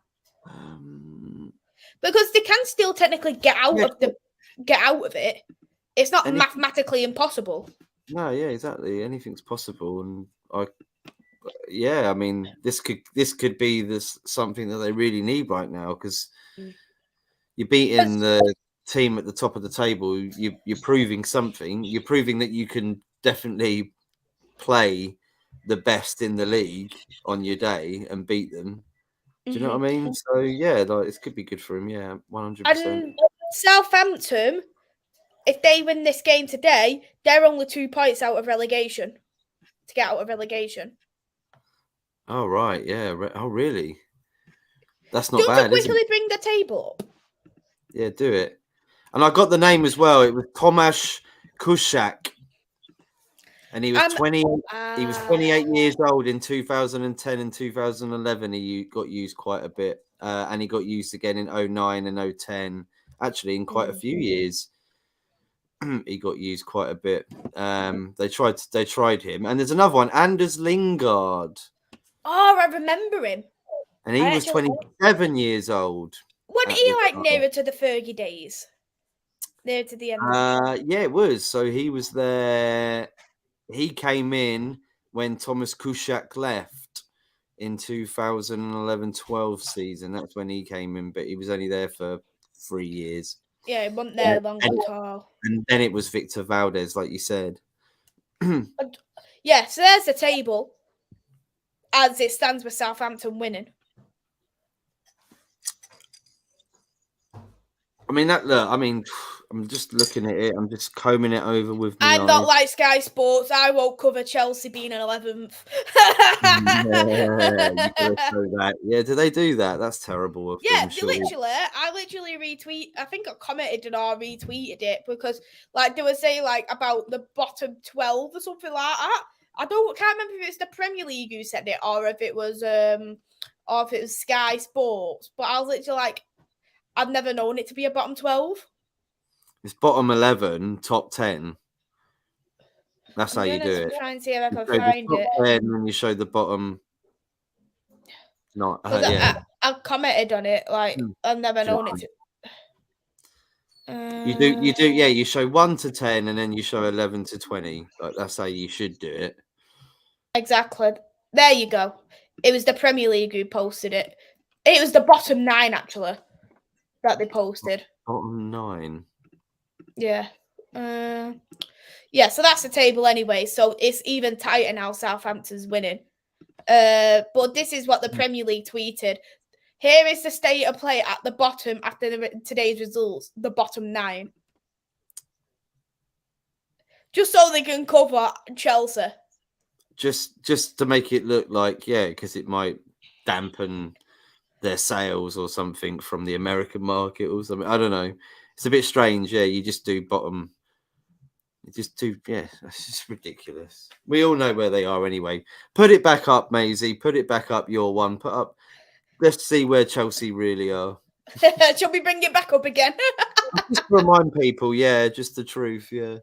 Here it back is again. Sean said, imagine Chelsea get relegated. That would be funny. Oh, look at that. Like one of the worst forms as well on the page, apart from 18, 19 and 20. Exactly. The only thing I literally see this Chelsea fan, he obviously done the 11th to 20th and said we're top of the league. I covered like the first number as well. So I was laughing my head off. I thought it was hilarious. We're top of the bloody league. Oh dear. But yeah, nice to see Chelsea in relegation scrap anyway. It is, isn't it? It is, and look, they've been rubbish, haven't they? Mm-hmm. They really have been rubbish this season. But I think that's just to do with the owner. Todd Bowley's just tried to throw all his money at it, his money at it, and kind of doesn't really understand how you run a football club compared to how you run sports in America. Oh, good chance there by Jesus. Box said Chelsea were lucky that before Potter got the boot, he had a 3-game winning run. Otherwise, they'd be literally relegation material. Potter got like a lot of money from being released from Chelsea. Yeah, I think he's got like 4 and odd years that they need to pay back. That Chelsea need to pay. It's something. It made him a multi-millionaire like overnight. I know he did. No one wants to get sacked, do they? But at the same time, I don't feel too badly for him. Mm-hmm. No, neither do I. But like, the thing is, like this, I watched this Chelsea channel, and they turned around and said, "Oh, it doesn't matter that Graham Potter got sacked because Manchester United only stopped paying for David Moyes' sacking." I was like, "What?" He was like, "We could pay it over time in installments." That's what he seriously said. I was laughing my head off. We won't name the channel, I guess, right? No, they've got like over 10 times the amount of subscribers than me. Yeah. Let's not go into war with anyone, but I will laugh with you on that, Maisy. I just couldn't believe it. Comparing us to say, "Oh, they've only just stopped paying for his sacking, so we should do the same." So it don't matter, he got sacked. Stupid. Hasn't Bowley spent 700 million since the summer? Yeah, around that. Yeah, 600 to 700. Mm-hmm. Yeah, and the only reason why FFP ain't involved apparently is because of like the long-term deals they're doing, and they're paying. I think they're paying like for Enzo in 4 installments.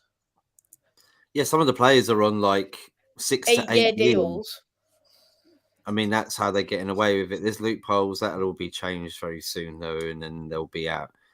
They'll be back into the financial fair play binoculars.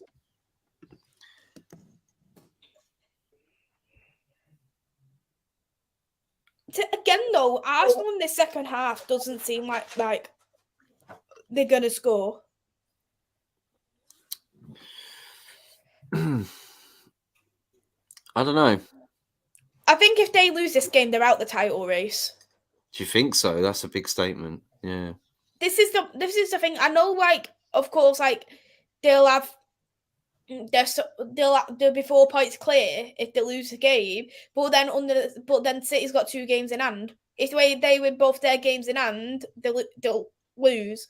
And on top of that, Arsenal and City still need to play against each other. Yeah, so it could be down to that game then. I can't see Arsenal winning though at the Etihad. I can't, but I didn't see us winning at the Etihad either, Maisy. Did we win at the Etihad? No, we won at Old Trafford. Oh, yeah. There you go. That's why then. Sorry, I'm thinking of another season. I think you might be thinking the holidays. Yeah, we usually get beat at both places, don't we? So it's quite, can't believe we beat him this year. Actually, it was on my. Yeah, it was. I flew out to Lanzarote on that day, and they kicked off on midday as soon as the flight took off. And I got off, and I remember going in the cab and going, "What was the score? What was the score?" And he's like, "Real Madrid 3," and I'm like, "No, Man United, of course." What was the score? Yes, I couldn't believe we won. Couldn't believe it. No, it was a quality game, but I remember that the game where we lost 6-3, I was at the pub and I was fuming. Oh God, that was a horrible one, wasn't it? I know all the Man United fans were screaming out to you, I'd into Jack Grealish if I could. Yeah. Wow. Was But it worth I pull his luscious locks off him. luscious locks?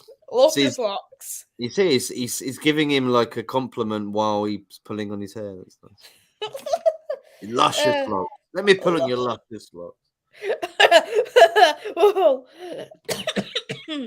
Hey, Reese. Oh, he's wearing AC Milan as well. Whee! I feel a bit left out now. I should have put my Milan shirt on. You can always got time. I'm guessing, is that the Milan shirt from the 99 season when they won? Yes, it is. Yes, it is. 88. Oh, mate, that's real old school, that. Picked up in Bristol Airport. Oh, nice. What are you making, Reese, of the all Milan semi-final? Oh, the fact that it's a year, the fact that it'll be a year to the day that San Siro gets demolished. It gets demolished on the same day next year of the second leg. So Wow. I think it's actually very special. So I'm gonna try and go. I'm gonna try and go before it gets demolished. I really want to see it live before it gets. When does San Siro get demolished? Next year. What date? Second leg. Mid 3 weeks. So end of May, something like that. Next year? Yeah. Well, I'll go then. It's gutting, really. Yeah, I don't know why they're demolishing it. Couldn't they do anything about that? Like, just. I think they've renovated it so many times, like back and forth, like because Italia 90 where they had to increase the capacity for the World Cup, then they reduced it, then they increased it again. It completely ruined the stadium. So they've been sharing it for all these years, and I'm like, just let one of them stay in the stadium. If one of them are confident running it on their own, let them. And then the other can move out. Milan already want to go up. They want to move region anyway. So just let AC Milan go and build a 40k stadium. If that's what they want to do, that's fine. That's what. So what is happening now? Are they both sharing another stadium that's going to be built? They're both going to share another stadium. Yeah. It depends on what the mayor of Milan says, but I think personally, like their revenue is 140 million split between them per year just from the stadium alone. Ideally, both clubs should have revenue on their own. They shouldn't be ground sharing, especially two clubs of their history. They should be separate. So, I think they should be given a new each stadium. They should have one of their own. And ideally, I would rather Milan go down the Juventus route, not the corruption side, but I would rather. Yeah. You've already been corrupt. That's why. They're worse. But I would rather. Yeah, but Milan's already been corrupt. You pay refs. Yeah, we done it in the Calciopoli scandal. We won the Champions League a year later. At least we done something. Juventus can't do that. Oh, it's 3-1 Southampton! Yes! I've just seen. Beautiful. Wow! I fucking love that Kyle Walker-Peters, man. Like, he's such a good player. But wow. Like, that's excellent play by Southampton. And what we're saying there is, like, you're right. Like, Milan have been found in guilty stuff before. At least they're not like that anymore. But what we're saying about the Juventus route is Juventus went from a 75,000 stadium, the Stadio dell'Alpi, and they went to a 40,000 seater stadium. I would rather they do that. All that revenue, just clock it in, and then they can actually invest in that squad. Yeah, that's the whole point, isn't it? They can't do it when they're sharing it. Definitely. You know what I like as well? Just see with the Southampton goal, like see before the corner was taken. I liked it what that Lianco did. He was walking about shrugging it in the box. He's like, "I've got this, lads," and he goes and scores. I think he's really underrated. But like Arsenal, very sloppy at the back. And to be fair, if I was anyone watching in on this, looking at Arsenal, you're thinking they can be got at by any team. Now Southampton are obviously fighting for their lives, but imagine if this was Brighton, something like that, fighting for Europe, it'd be even worse. I can't believe the result. It's amazing, but this is obviously Arsenal flopping, doing like what Spurs did maybe a few seasons ago, where at the end of the season in April they just couldn't get a decent result if they tried. It's just ridiculous. Just to look at the fans. Yeah, just to answer Bok's question as well regarding demolished for rebuild or same turf. It's potentially it might get renovated on the same turf as the San Siro, but it's actually owned by Milan City Council, so they may have to move out of the area like Lombardy and then look out with the region. If anything, they should because it'll just cause riots. Yeah, there's a lot of I personally think they shouldn't be demolishing. I think they should just leave it as like a memorial point. You know what I mean? Like, well, this is where they used to play. Here's history, and now you've got the new stadium for matches. Like, here's history. They're going build. Oh, Jesus just missed a sitter there. he did. Mm. I'm surprised it's not listed. I'm surprised it's not listed in Italian. It might be like a bit like what Man City, like it was firstly owned by like obviously the Commonwealth Games by the City Council. It's still owned by the City Council, but now Right. City has it, so it makes me wonder maybe they might do something else with it. Like they might keep it there for an Olympics, or they might leave it there for a World Cup, perhaps. Yeah, it's just a shame that. Or they could even like do it for like keep it there maybe for the women's team or the youth team, perhaps.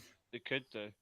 They could do. It's just a shame that Italia 90 and all that ruined it when they forced themselves to expand. It was already big enough. Like, it was already at that point. I think in Italia 90, I think it was 60,000. And then they increased it to like 75, 80. And I'm like, they don't need that. It's already big enough for an international tournament. Like, leave it as it is. But it's the oldest football stadium in Italy. It's a shame that it's going to be demolished. It's the only Yeah. stadium in Italy that's actually worth its history. Like, apart from maybe like the Olimpico for Roma or something like that, but like Juventus's old stadium has history, but the new one's arguably better, even though they've not won a European trophy yet. I think it's just got much more to it. But the San Siro, when you think of Italian games, like the first stadium that comes to mind is easily the San Siro. Yeah. Everybody knows it, even if they don't know the country. They know the San Siro is a stadium. Exactly. I just hope that what I really want to happen is Leicester and Forest stay where they are. But I don't want Southampton Forest. I don't want Forest to get relegated. I don't care about Forest, but to an extent, but I want Leeds to get relegated. I want Leeds. I wouldn't mind Leicester going down. So it'd be Leeds, Leicester. Southampton or Everton for you? I actually want Everton too. Yeah. Yeah. Now, imagine I feel like bad for James though. I feel bad for James, but I'd be you fine. can't feel sorry for people. I'm only kidding, James. I feel sorry for James because he's actually nice. But to be fair, at least he's an optimistic Everton fan. He accepts that his team is absolutely screwed and he's having to deal with the PTSD. I feel sorry for him. But the thing is I don't know, because I just feel like for me, West Ham has not been good either. I don't want Sean Dyche to get relegated. I like Sean Dyche. That's the only reason why I want Everton to stay up, solely because of Sean Dyche. Exactly. So he can annoy Reece for another season. But I don't reckon he'll stay at Everton, do you? No. I'm not really bothered about see, I don't like Sean Dyche's his managerial style. But as an honest manager, I like him for that because he doesn't beat around the bush. Like, I really like that honesty of him. I just hate his prehistoric style of football. He sounds a bit prehistoric as well with that gravelly voice, doesn't he? Aye. Yeah, John. Yeah, that's right.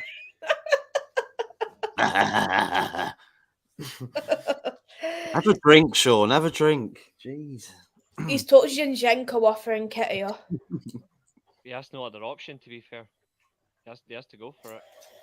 Yeah, but what about maybe Nelson could be another shout as well. I rate him. I think he's a decent player. It's crazy it's taken him. I think he's been at Arsenal what 9 years? Reece Nelson, I think, something like that. And he's only just getting his chance. He's been out in so many loan deals to like Holland and stuff. I think he's one of the few that just keeps going out on loan. I think he's a decent player. He's only 23. Yeah. Yeah, so he's been to Hoffenheim and Feyenoord. Mhm. Yeah. Yeah, he played under Nagelsmann. Well, I don't feel too bad about Man United's 3-0 loss now if this happens. I still feel sick. I do, but don't get nothing will take it away. But I just feel a little bit better, like I could have like a slice of toast, that sort of feeling. I feel a bit better. I feel a little bit better, mummy. I might be better tomorrow. Have some That bit of sort of jam on toast or something. Yeah, I just feel Or good enough to cooking. try and eat something. You could If have gone and head off to the Brewdog, really, couldn't you? The Brewdog would have been great. Yeah, it would have been. I went to one in Waterloo a couple of weeks ago. It's huge. It had a slide, like an adult slide, yeah, and it had a bowling alley, and it was inside, outside, and it was like 3 different floors. It was mental. Oh, I think that's I fancy. think I found my next location. Have a look. Yeah, really good, mate. Honestly, the slide as well. Just make sure that if you got any coins or cash on you, that you take them out of your pockets before you go down. Do you both want to answer Box's question here about Lukaku Giroud? No, Reece. It will be the world class Olivier Giroud, not the fraudulent Romelu Lukaku, or as I call him, Romelu Luka Kardashian, because he's got an arse like Kim Kardashian. Fake and crap. Is that because he's a bit of an arse? Or... It's even funnier. The Southampton fans are doing the pausing at the Arsenal. Southampton fans are doing the pausing at the Arsenal fans. Oh no! The Sevilla fans would. I hate that. I know they were doing it to us last night, but just seeing it done to Arsenal fans is just funny. Look at Thierry Henry with Patrick Vieira there. Oh, she don't look happy. They can hold that. Can't I? So can I. Same for me, Liam. I can't wait for the Milan derby. AC Milan are hosting the first leg, then enter second leg. Yeah, it would be a good one. That. I can't wait. I'm going to the pub for both games. The one thing I'm worried about though is Sandro Tonali will miss the first leg due to too many bloody yellow cards. I thought they'd get wrote off in the semis. No, he's got to. Got to miss out, unfortunately. I hate that rule. I hate that. And I think Niall asked it's May 10th and May 16th, I think. I think it's May 10th. Pretty late, but that's because of the World Cup. Yeah. Speaking of the World Cup, I know we were speaking about earlier, but it's a shame about from a women's side, yourself as England fans, it's a shame that Leah Williamson, has done her ACL and too many ACLs in the women's football. That's just the problem. Is it for Arsenal alone? Miedema, Beth Mead, and Williamson, you said to me. I think they've got overall 4 ACL injuries this season. Jesus Christ. They've got Kim Little as well out for the rest of the season. So they've got 4 or 5 main players injured. And I think near enough every player's been injured this season. That's honestly horrible. It happens though. Yeah. I'm not a fan of that. I'm not a fan of that Adam Armstrong.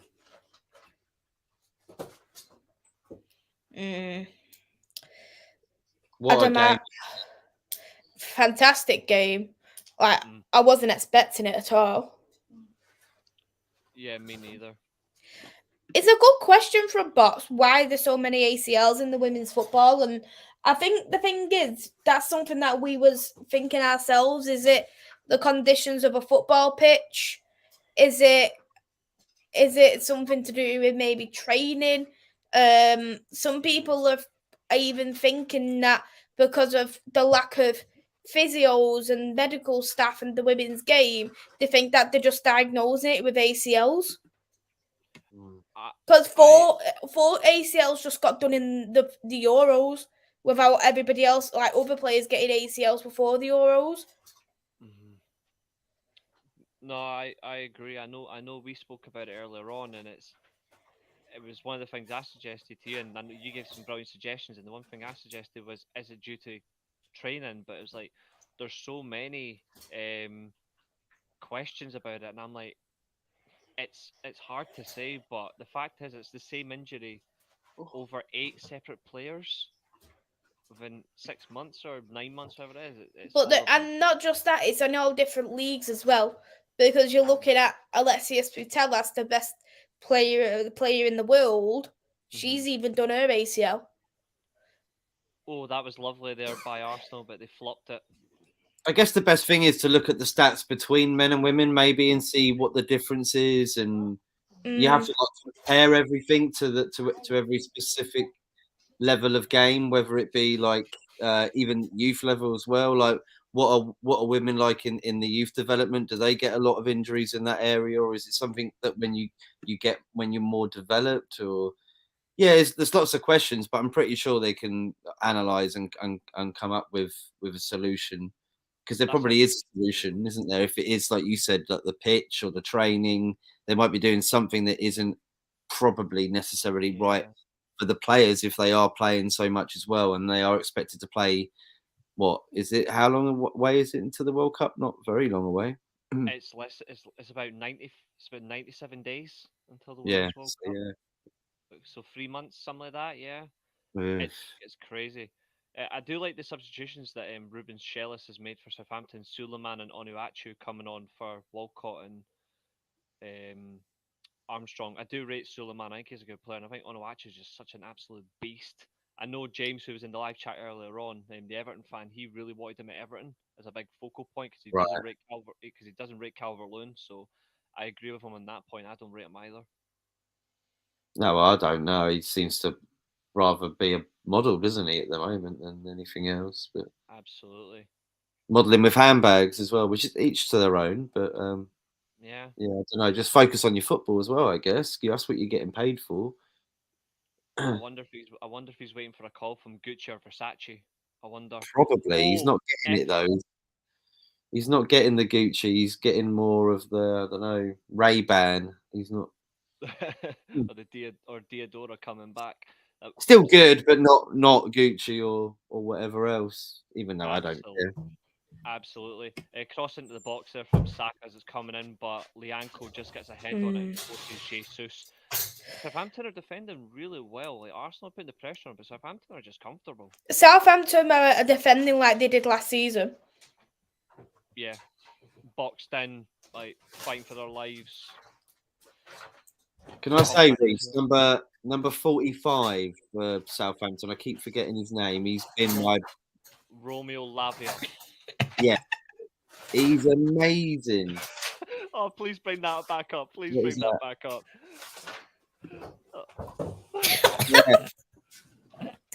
Yeah, if he's lucky.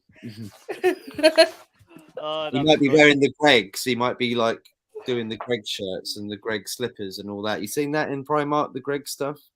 Yeah. I know which ones you're talking about. It's where I got my Batman. Might get that.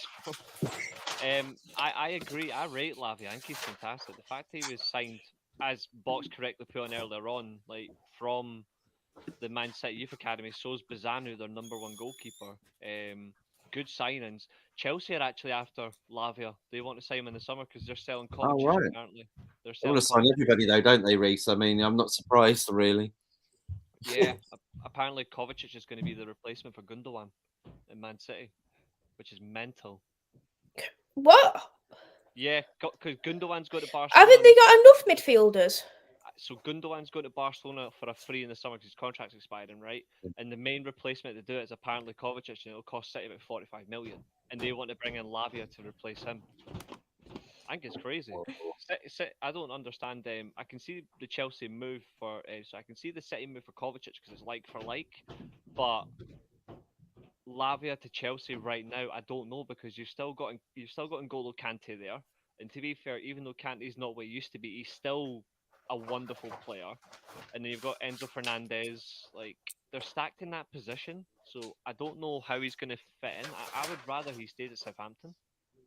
I don't know, but he probably looking at it, he's going, I'd rather jump ship when it's sinking. Do you know what I mean? Like, because what I mean, but at the same time, like, I get your point. Maybe as a player, it'd be good to stay at Southampton because then you will be able to go off cheap, and loads of clubs will be able to go in for you. Then you'll have a choice of so many instead of just having one like Chelsea going, will put the money down. And if I was him, I wouldn't want to go to Chelsea anyway. That wouldn't be the most desirable club right now.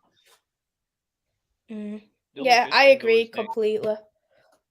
What do you think of their managerial situation? The fact that they were looking at Enrique, they've turned him down they've ruled him out as a priority. They've decided we don't want to go with Nagelsmann now, even though he fit the system they've got. They now decided our number one choice is Pochettino. I've never been Pochettino's biggest fan. But I would have chosen. I mean, Enrique's right there. That's a world class manager. Did you hear Luis Enrique come out and said, he said, I'm so surprised that they went for an interim and didn't even want to take me on, or even they just said no. I heard Enrique didn't want to go to Chelsea because if he said he wants to go to the Premier League, but he wants a long-term contract, like a long-term.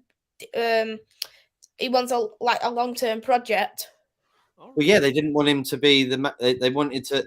What Chelsea wanted to do was get him in the summer and just hopefully just write off the season with Frank Lampard and call it a day to kind of save money and like let someone start off fresh. But you really need to get someone in beforehand so they know everything about the club, so that when they go into the summer transfer window, they have their grip and their bearings on the whole situation at the club, and they'll know how to invest for the next season. But yeah, I don't know. Arsenal have had 0 shots on target in the entire second half. Lol. That's terrible. They deserve this. They're going to go on. They're going to go on and win it now, 4-3, aren't they? That'd be mental. Like if they did. To be fair, if anyone's loss is, Chelsea's loss is any club's game, because like there's still, despite the fact they're in the Champions League semi-final, there's still rumours that Pioli is going to get sacked off AC Milan. So Enrique could feasibly walk into that team, and he's already got quality players there. Nagelsmann could go there. You've got if Spalletti doesn't get offered a new contract at Napoli, he plays the same style of plays Enrique, so he can walk straight into there. Like there's so many clubs he can go to, like PSG as well. If they sat their manager, like I think Chelsea have been a brain dead choice to not give him a chance, because I think Enrique is generally top 3, top 5 managers in world football. Current managers. It'd be great. It'd be great for him.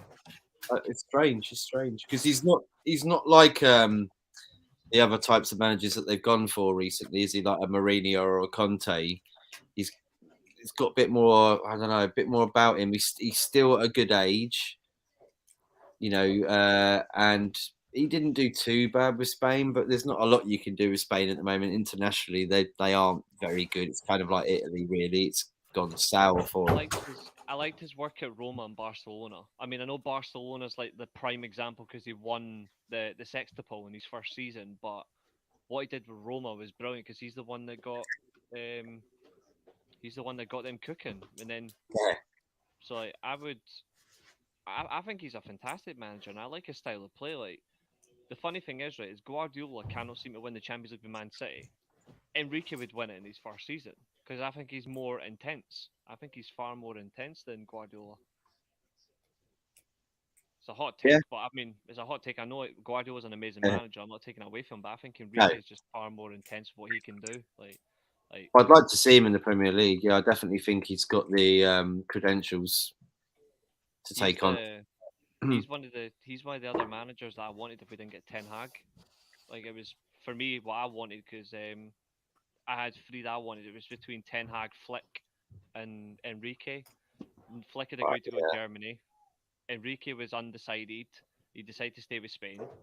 Then we got Ten Hag, and I was like, I'll gladly take him anyway, like because I really like his work. But like, I'm like, Chelsea, you fumbled massively, like massive fumble. Chelsea I do believe, Maisy, they are 12th or 11th in the league. 11th in the league, isn't it? Yeah, that's correct. Yeah, you've got to go as well, don't you, Matt? I do. I'm going on the Man United agenda. I didn't realise the time. It must have been because of the stoppage time at half time. But it's okay. Would you like to shout out your socials before you go? Cheers, everyone. Maisy, thanks for having us on. Nice to see you as well. Thank you. Thank you so much for wearing the AC Milan shirt. It means so much to me. Anytime. Go and subscribe as well to Football United TV, and thank you for coming on, Matt. I really appreciate it. Brilliant. Cheers, guys. Have a brilliant weekend and enjoy the semi-final, all right? Come on, United. Hell yeah. Good to See ya. see you, my man. Oh, Arsenal's just scored. It's 3-2 now for Arsenal. Odegaard has scored. He's so good, Maisy. He is. You know I rate him. Oh, I know. I genuinely think he's one of the best players in the league. But this is the thing I don't understand. It's a beautiful goal as well. I know you're just slightly ahead of me because you're watching on TV. I'm watching on my IPTV. So I'm only a few seconds behind you. But it's the way he moves and he's got his confidence. I don't understand some of the slander this guy gets when he is carrying Arsenal to a league title. Or potential league title, depending on how this last 5 minutes goes. Well, yeah, that's very true. That goal could be the difference between winning the league and not winning the league, really. Absolutely. Odegaard. He scored the... Odegaard in the 87th minute. Okay.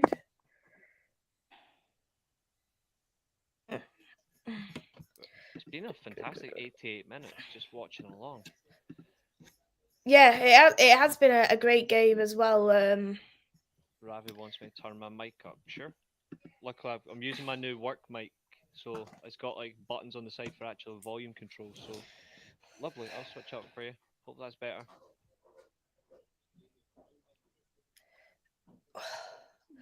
Arsenal's going to try and get Nick 2 goals now, if they can.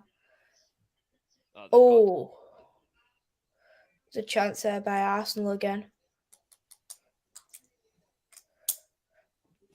But yeah, Liam, spot on here. Big 5 minutes to go. Absolutely. Who's been your see, so that voodoo magic is scaring me, my lights. Who's been your man of the match tonight, Maze? It'd have to be Southampton's player Alcatraz. Or the Mexican boy, no, I think he's like Uruguayan or Argentinian or something. Is he? He's South American, yeah. I thought he was Mexican. Oh, it's 3-3. Fucking no way. It is 3-3. Saka's just scored. Jesus Christ. Wow, this is... You know what? Fair play to them, because they were actually piling on the pressure on Southampton, and Southampton just fumbled. This is the thing, though, and I said it in the first half, is when Southampton have gone on the counter-attack, they have not been effective at all. Yeah. And Vincent's just said it. I think they'll get a third goal a minute before. I don't see why he's actually comparing it to wrestling. He actually used a wrestling reference. They're not cheating. Arsenal haven't cheated in this game. Arsenal have just been vast majority of this game, Arsenal have dominated, but in large portions, 8 minutes added on, Maze. 15 minutes of added on time tonight. 8 minutes, yeah. That 8 minutes is literally all they need to nick it. You know what's even worse is every other game you're looking at time and you're like 4 or 5 minutes. Arsenal 15 minutes combined add on. You're like, hang on a minute. FA, are you secretly favouring them like you do Liverpool?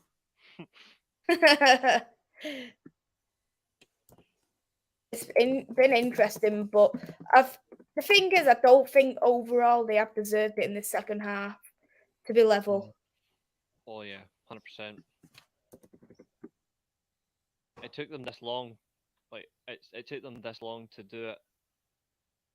Sean saying a draw is not good enough. Arteta out. Niall, I believe it was Saka that scored from close range. It was a nice finish.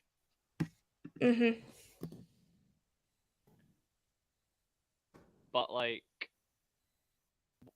I don't get this. You're right at the end of the season, potentially going to win the league. What a save!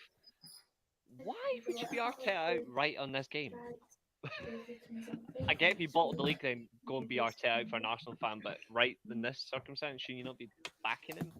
I don't know. I don't understand the conversation sometimes. just people's opinion, I guess, isn't it? Mm. Can you see a win and goal? Likely. Arsenal have got all the momentum at the minute. And they've still got another 4 minutes. Yeah.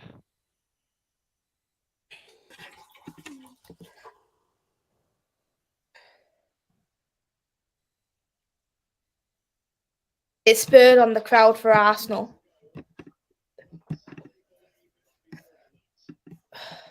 Do or die for them, because 5 points is generally not enough. No. They need to get the full 3 points here. They might even get it, though, in the final minutes of the game.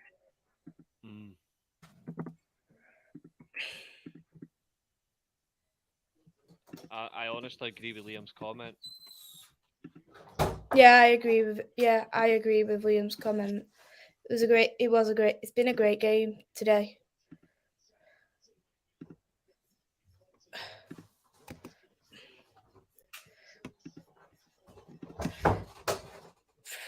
Not too long to go. I was thinking to do quick player ratings afterwards if you're free for Arsenal. Yeah, that'd be awesome. Okay, that's fine. I'll get that set up then. Oh, I'm not wrong. Time to go into my bag of brilliance. Not that bag. This bag. Why is it a bag of brilliance? Because I've not had a drink in a while. Okay. And all my Pepsis are. Oh wait, no, this one's not finished yet. I'll finish this first. You know me, I'm a Pepsi Max junkie. Yeah, we all know that. Oh wow. Oh, just went wide there from Nelson. Oof. You're just ahead of me, so luckily I'm just about to see it now. Oh yeah, absolutely. That was never a penalty either.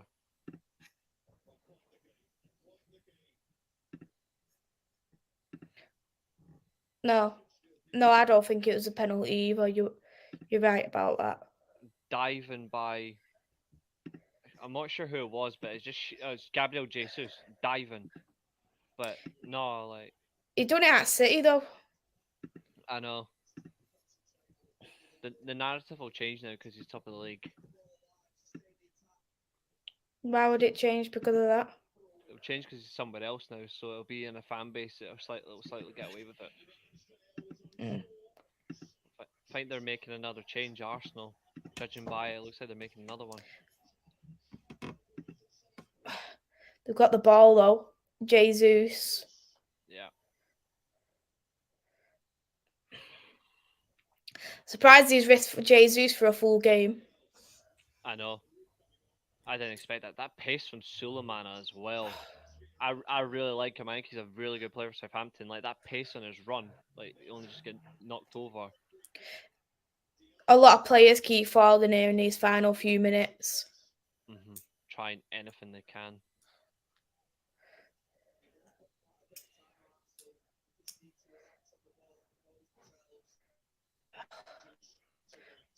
That was pretty poor. Stop giving it away so cheaply. Are you talking about Southampton? Aye, just keep a hold of the ball. But the thing is, Southampton's got no urgency on going forward when they actually have the ball. I know. I think they just don't want to. The fact is, they've went from a winning position to a drawing position. I don't think they want to risk any further now. But I don't care. Last minute or something, just fire up the field. Like Arsenal got so much space in behind. You would do that though. But the thing is, they bottled it from the first half because they really should have brought the ball forward then. A lot. Yeah.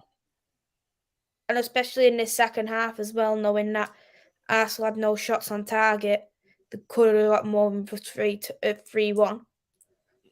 Yeah, you're right.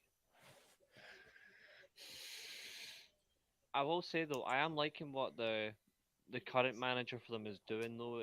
At least he's got them even though they have conceded 3 goals, Southampton, against a team that's fighting to win their first title in 20 odd years, I like the fact that at least he's got them slightly more organised, but there's far too many wide players now that just generally isn't good enough, and I don't think the system's working for them. They need to change it up. I think personally they should go to a 3-man midfield, but I don't know why they don't give Aribo any chances. I think he would work well as the legs to Jay Ward-Prowse. I think he'd have to play in the 10 though. I don't think he could play in the 8. Possibly. I mean, he had to play as a further role at Rangers, so I agree with you. Even though at times he played in an 8, he then I don't think he suited that though, because Kamara was better in the 8, in a pivot, and then Aribo was good in the 10. Yeah, you're right. That's probably the only thing I've seen Thomas Partey do this entire game. That whistle's gonna blow shortly. Yeah.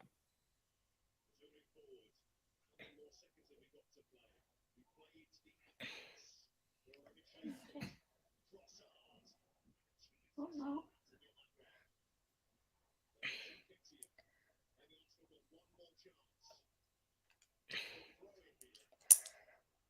Come on, ref, blow the whistle.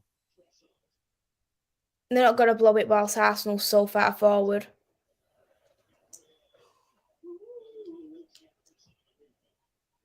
And don't forget, Southampton had a little bit of a knock in the injury time. Yeah. Even Arsenal not playing with urgency at the moment.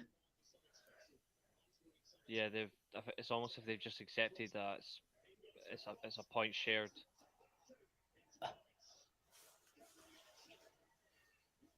Have they just scored?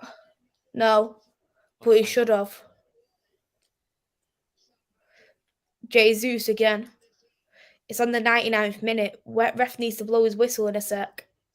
Let's see.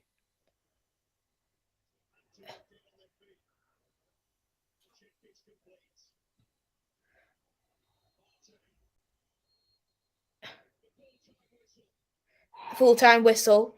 Ended 3-3. I can just do this now. Hit the home button because I don't need to keep watching since you're slightly ahead of me, so I can hear the full-time whistle from your microphone. Let's just say that was a very. Yeah, I do it on my channel as well, so I'm not saying a nitpicking, but at least I can hear it, so I know when it's full time for you. It was a very interesting game, let's just say. Oh yeah, and end to end the whole way. I realistically, from that point, Arsenal should not have got a point when you look at it, but Southampton just kept allowing the pressure of Arsenal to get at them, and the opportunities fell to their feet. And then it was the fact, as we said as well, Arsenal had no shots on target. 5 minutes after we said that, Arsenal scored. Like it's just that reflection of like they pick their time and their moments when they really want to turn up to determine the outcome of a game. If you want to win the title, they should be doing that from the get-go. Not what they did tonight. I mean, conceding after 9 seconds, then they conceded in the 14th minute to Walcott. They get their goal back in the 20th minute. Like, then they go 3-1 down, and it's almost half an hour-ish, 40 minutes, 3-1 down. Like, if you want to win your league title, you should not be allowing that, especially against a team that was at the time bottom of the league. I must be honest. Well, let's have a look at the Premier League table now. It's a draw. Let me just get it up because I don't think they'll actually be. I think they'll go back to being bottom. Yeah, they do. They go back to being bottom. I wanted them to stay up as well. The back to being bottom. Only 1 point behind Leicester now. And they played a game, and Leicester will have the same amount of games played this weekend, and so will Nottingham Forest. So in terms of games, they're on like real time together. And the worst thing for Southampton is, if Southampton feasibly want to survive, they have to win. Yeah, but I don't. The thing is, though, that's a good point coming from the Emirates. They would have gone into that game if we're not getting anything here. Yeah. Realistically, I think I agree with you. They would have done. It's massive for them to survive. They could do it, but with 6 games to go, I mean, we still expect Everton and Leeds to pull away potentially. I mean, I hope Leeds don't. I want Leeds gone, but it would be so funny to see Everton go down because the fact they've never been relegated from the top flight. Like from this sense, they've never been in this sort of pressure. All that money spent, they're lucky Chelsea haven't done worse than them because they've spent the same amount of money. Yeah, and looking at Leicester and Forest, Leicester's got Wolves and Nottingham Forest has got Liverpool at Anfield. Oh, that's yeah. Okay, now that's interesting. You would expect Liverpool to absolutely trounce them. To be fair, and Wolves versus Well, you Leicester. don't know really, because if Leeds could get a win at Anfield, That's a good point. like not everybody's like us. Like when we get a defeat, it's not a humiliating defeat. Yeah, let's not dwell on that one. You're right. Yeah, we'll quickly do the player ratings then, and then we'll wrap up. Aaron Ramsdale rating for you? This might surprise a few people in the chat, but I'm giving him a middle ground score. I'm giving him a 5. I thought there was several times tonight. Ramsdale comes out of his box as you expected, but he's making very clear and obvious errors. And when you're expecting to go into a situation where you want to win the title, your goalkeeper needs to be commanding, needs to be careful of his presence, and he also needs to be smarter with decisions. I think 2 errors tonight specifically led to goals, especially the fact it was the first goal as well, so quickly as well. I would have to say a 5, but that's just what I'm thinking. What about you? The thing is with Ramsdale, the first goal was definitely down to him. The second goal, I think that was down on holding. Yeah. The third goal, that would have to be down to marking. Aye, poorly. But I do think his distribution wasn't there either for me. I'd agree with that 5, to be honest. Would you say that's his worst game this season? I'll be honest, I think it probably was. I think that's one of his worst performances. I've only watched Arsenal like 4 or 5 times, but mostly it was against us and against Brighton. But I think they have been shambolic. Well, he was shambolic, I should say. Yeah, I do think that. I completely agree with you. Because we have seen the best of Ramsdale, especially this season and last. So, I did expect a lot better from him. Hey there, Jacob from United Spurs of America. I hope that you are well. Thanks for coming in and thank you for the like. Really appreciate it. Zinchenko, I think with Zinchenko, I'd actually give him a 6.5. The reason why I do that, I think he was the best out of the back line. He was trying to make the runs forward, but he did make a silly mistake to get that yellow card. And to be honest, I wouldn't have actually took him off. I would have actually took Ben White off.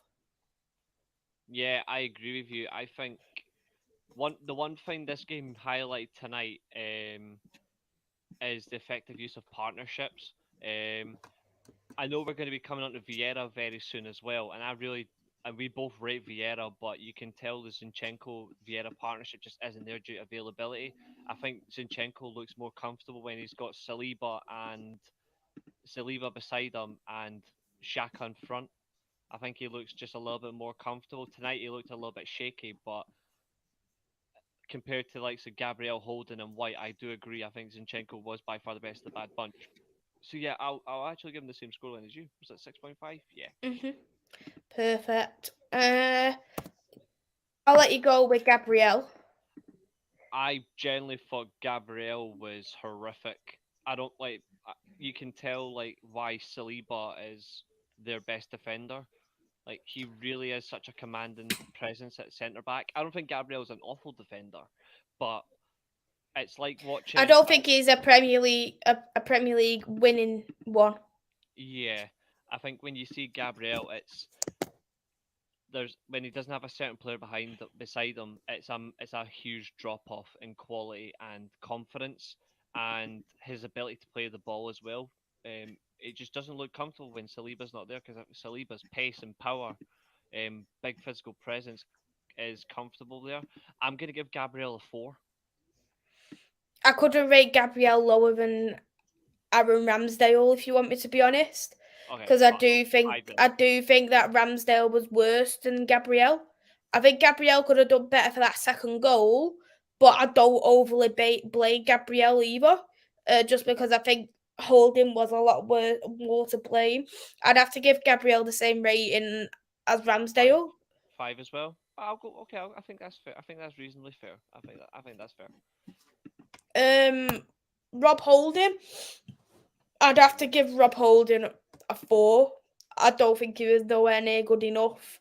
He was at fault for the second goal. He was giving the ball away very, very cheaply as well. I don't think it was his night. I honestly agree with you, and I think the fact that Ravi in the chat's given Ramsdale a 3, I'm tempted to give the same scoreline to Holden, but I think that would be quite harsh. But all in all, he just did not look. He didn't look at it at all. The error was very sloppy. He's played in the Premier League for a number of years now. Like, that type of error at professional football level, we know it happens, but it should be happening in a crunch game. You can tell the pressure's really got to him in that sense. So I have to agree. I'm not gonna give him a 3. I think, but I would go as low as the same as you, 4. What are you giving for Ben White? 4.5. 4.5. He really was not comfortable at all in defence. Ben White, I know he's adapting really well to the right back position, but too many times tonight he was getting caught out on that left hand side, and he didn't do anything to adapt to the positioning. Another thing as well that really annoys me about fullbacks is there's some fullbacks who are very smart, like Kyle Walker, for example. When a player's getting at him, he'll then drop a few yards, so it allows the winger to have more space, and then he'll come at them. Ben White wasn't like that. He was just maintaining the same position high up. It wasn't changing. He wasn't reading the game well.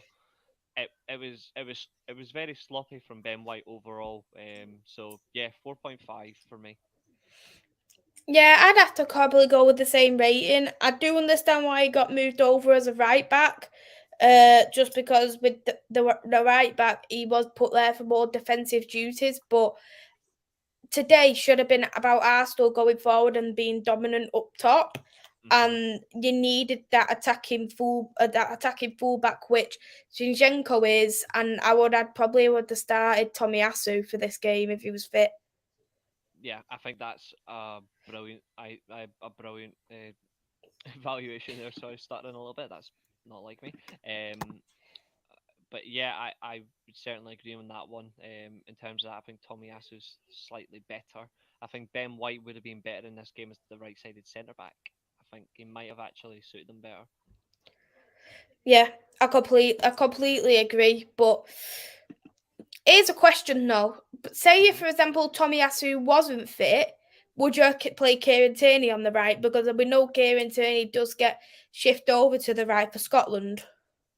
I think so. His ball carrying ability is fantastic. His pace is there, even though he is constantly riddled with injuries. I do feel sorry for Kieran Tierney in that way, because he is a really good player. Good passer, good vision, but no, not a bad suggestion. Yeah, Kieran Tierney at right back. Yeah, that could have worked. Or, because I've seen him play in that position a lot as well, he could have been the makeshift centre back, and Rob Holding could have gone out to right back as well. I think Rob Holding's played there before, but yeah, I wouldn't have argued on Kieran Tierney as a makeshift right back in a crunch situation. I'll let you go now on to Fabio Vieira, because for me, This is the problem. I understand why people don't want Fabio Vieira to play. And I think if I was going to do anything, I would probably have put Jorginho to start rather than Fabio. But the problem is that Jorginho isn't a proper box-to-box midfielder, which is why I wouldn't why I could see on Arteta's logic to actually play more attacking-based football. But the problem is because Fabio, he hasn't really played since that Europa League loss. So he's going to be very rusty, especially coming into this game. And I do feel a bit sorry for him. Yeah, I think they got that massively wrong tonight. The positioning, it was like I was saying there about partnerships, how they miss Granit Xhaka as well, like how he operates that left side of midfield. Um, they got that massively wrong, and I feel sorry for Vieira because he was really good at Porto. He was really good at Porto, and I think in the grounds of it, Jorginho should have been in the middle of the field, and Partey perhaps should have played out in the left hand side or something like that, maybe, or like I don't know, but I think it just didn't work in terms of you could see the link wasn't there between Martinelli, Vieira, Sinchenko, and then Partey in the middle. There was no connection there as well from that left-sided channel to the centre. I feel sorry for him. I'm not going to score him too harshly. I don't think he was overall bad. It's just it wasn't there. I'd give him a 5. Yeah, I'm going to give him a 5 too. Okay. I'll let you move on to Thomas Partey. I don't remember. The only thing I see him do that entire game was that long range effort. He was getting bullied by Lavia. Arsenal fans are probably going to come and hate me for this, but I'm giving Partey a 4.5. He did give the ball away a few times though under the same breath, and there was times where he had to drop to a centre back to cover for Rob Holding. So I do feel a bit. I probably would have given him a 5.5 because he was covering for too much of the centre backs' mistakes for him to play in that midfield. It was just like it was almost as if the sync was just all completely gone from this team, from Arsenal's team. It was all gone. 5.5 is very fair, yeah. Odegaard, I think, as first and second half, he was one of the only players who was really creating. He got that goal. What was that? That's what can I say? It was a very crucial goal, that second goal, because it brought that momentum there for Arsenal to try and nick a winner in the last minute. I think Odegaard was overall he was great. He was bringing the ball forward, so I'd probably give Odegaard probably a 7. Yeah, I think that's fair. I thought Odegaard was fantastic. He was trying everything he could to create in any shape or form. I think he was the only player realistically that wasn't being overshadowed by Lavia. I think Lavia was my man of the match by a mile, but I think Odegaard really took took the game to Southampton. I think Saka and Martinelli eventually grew into the game. They played really well too, but it was Odegaard's influence that really done it. I'm going to raise you just a little bit. I'm actually going to give him a 7.5, but I thought That's fair. I thought Odegaard was fantastic. That goal was That goal was honestly beautiful. Like that whole movement as well. Like that's the type of goal you want to see from a player who really needs to dictate a performance. So that was a goal worthy of Odegaard's performance. What you give him for Martinelli? I thought Martinelli was not so bad. I think at times throughout the game he was a little bit too quiet. Second half in particular, I thought he was not really causing enough chances for Arsenal to do anything. Like they had no shots on target until the 81st minute, like something like 81st, 82nd minute, which is for their standard not good enough. I think he contributed to that. I think his movement in the second half was particularly off. But then the last 10 minutes justified why he got the goal because he was actually working hard. He just couldn't be efficient with the ball. So Well, are you on about Saka or Martinelli? Martinelli. He come off. He got the first goal in the first half.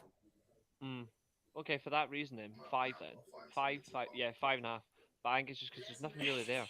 Second half they had Trossard and Well, he was. they took him off for Trossard. I thought Um, I thought he was shocking personally. yeah, I agree with that. I probably would have given him a 6 because he still got a goal, but the problem is that he kept. You could see the first 20 minutes before he scored, they was Mhm. trying to feed it in to Martinelli, and Martinelli wanted to cut in. Yeah, that certainly is. That certainly does work. That certainly does work on that one. I agree. Um, What are you for the, giving him? I'll give him a 6. I'll give him a 6. Yeah. Okay. I was thinking. Jesus, I was thinking go on. I was thinking maybe I marked him down a bit too harshly, but I was like, nah. Mm. Jesus, I think with Jesus, I don't think he was good. He was diving quite a bit. He missed a couple of sitters. I'd have to give him a 4 as Rob Holding's level because it's nowhere near good enough as a striker. I hate divers. Doesn't matter who you play for. I hate players that dive. It really irks me. It gives you a bad reputation, and it just takes away the whole performance of the game. It's time. It's cheating the opponent. I really do hate that. Um, I don't think he was efficient in front of goal. 2 times in the last 10 minutes, he was diving to win penalties. You can tell at that point he'd just given up trying to play. He was like, "Oh, I'm just going to cheat my way to get a result," and the referee wasn't having it. So yeah, I completely agree with you. 4. Okay. And I'll let you finish off on Saka. Ooh. First half, Saka was very lively. He was in the round. He was calling for the ball a lot. He was asking for it, and he was trying to seriously have a go at Southampton's fullbacks in the left side, Bednarek as well in left side defence. But he wasn't breaking through until late on. With that, like, so I don't think so. The first half, I'd say, the first half alone, I would say his first half was a 5. The second half, slightly better, creating more chances, but nobody was around to put the ball in the back of the net. But eventually, he got the goal he deserved. I think, just like Odegaard, he deserved his goal. He worked really hard for it. So I don't know about you, but I'm actually going to give him the same score as Odegaard. I'd give him a bit lower than Odegaard. I'd give him a 7 Yeah, I'd say because I that's think fair. Odegaard was my player of the match for me. For Yeah, an Arsenal point of view. But yeah, they're the ratings anyway. I agree with them ratings overall. So I have checked now as well the fundraiser and the GoFundMe for the children's liver disease, and we're now on £89, which is fantastic. So thank you everyone who has also as well raised the £89, put some donations in. Really, really do appreciate that. We will wrap up the watch along now. Thank you, Reese, for coming on. I really appreciate it. you're very welcome. Thanks for having me on, Maze. It's always a pleasure to do some streaming with you. You know where you stand on my list of content creators. I don't have to remind you every single time. You know where you stand. Would you like to shout out your socials? Yes, you can find me on Facebook. Sorry, not Facebook. That's not happening. You can find me on. I was I gonna don't know say why. like I was gonna say I don't know why I nearly done a Doug there. I was like, I'm not like Doug. You can find me on YouTube, Twitch, and Twitter at Devil's Rising with a 1. And you can find me every weekend on the weekly Armchair Sports Talk for the weekly Steelchair podcast, and every Monday night on Josh's channel for the World of Football podcast. But of course, I'm not one to like the similar content creators as Maisy. I do watch alongs now and again, but I'm more about gaming and quiz stuff. Like that's my niche that I'm sticking with. Maisy's the real football content creator. But no, Maisie, thanks for letting me come on. It's always a pleasure. Also, it was good to see Matt earlier on as well. It's the first time I've spoken to Matt on a stream in a year, I think. So that was good. No, it was all for a good cause. So this one's for Steven as well. So thank you very much. You're welcome, and thank you again for coming on. I'll be doing another watch along on Sunday for Arsenal versus Wolfsburg for the Champions League semi-final first leg. So go and check that out. I believe that's around 2:15. So that will be a great game as well. Arsenal Champions League, something that we never thought we'd see, especially in the semi-finals. So yeah, go and check that out, and hit that like, subscribe, and also as well, if you can, it'd mean the world to Steven if you was to donate. We'll see you Sunday. Enjoy your Saturday. Take care, everyone. Bye-bye. Bye, folks.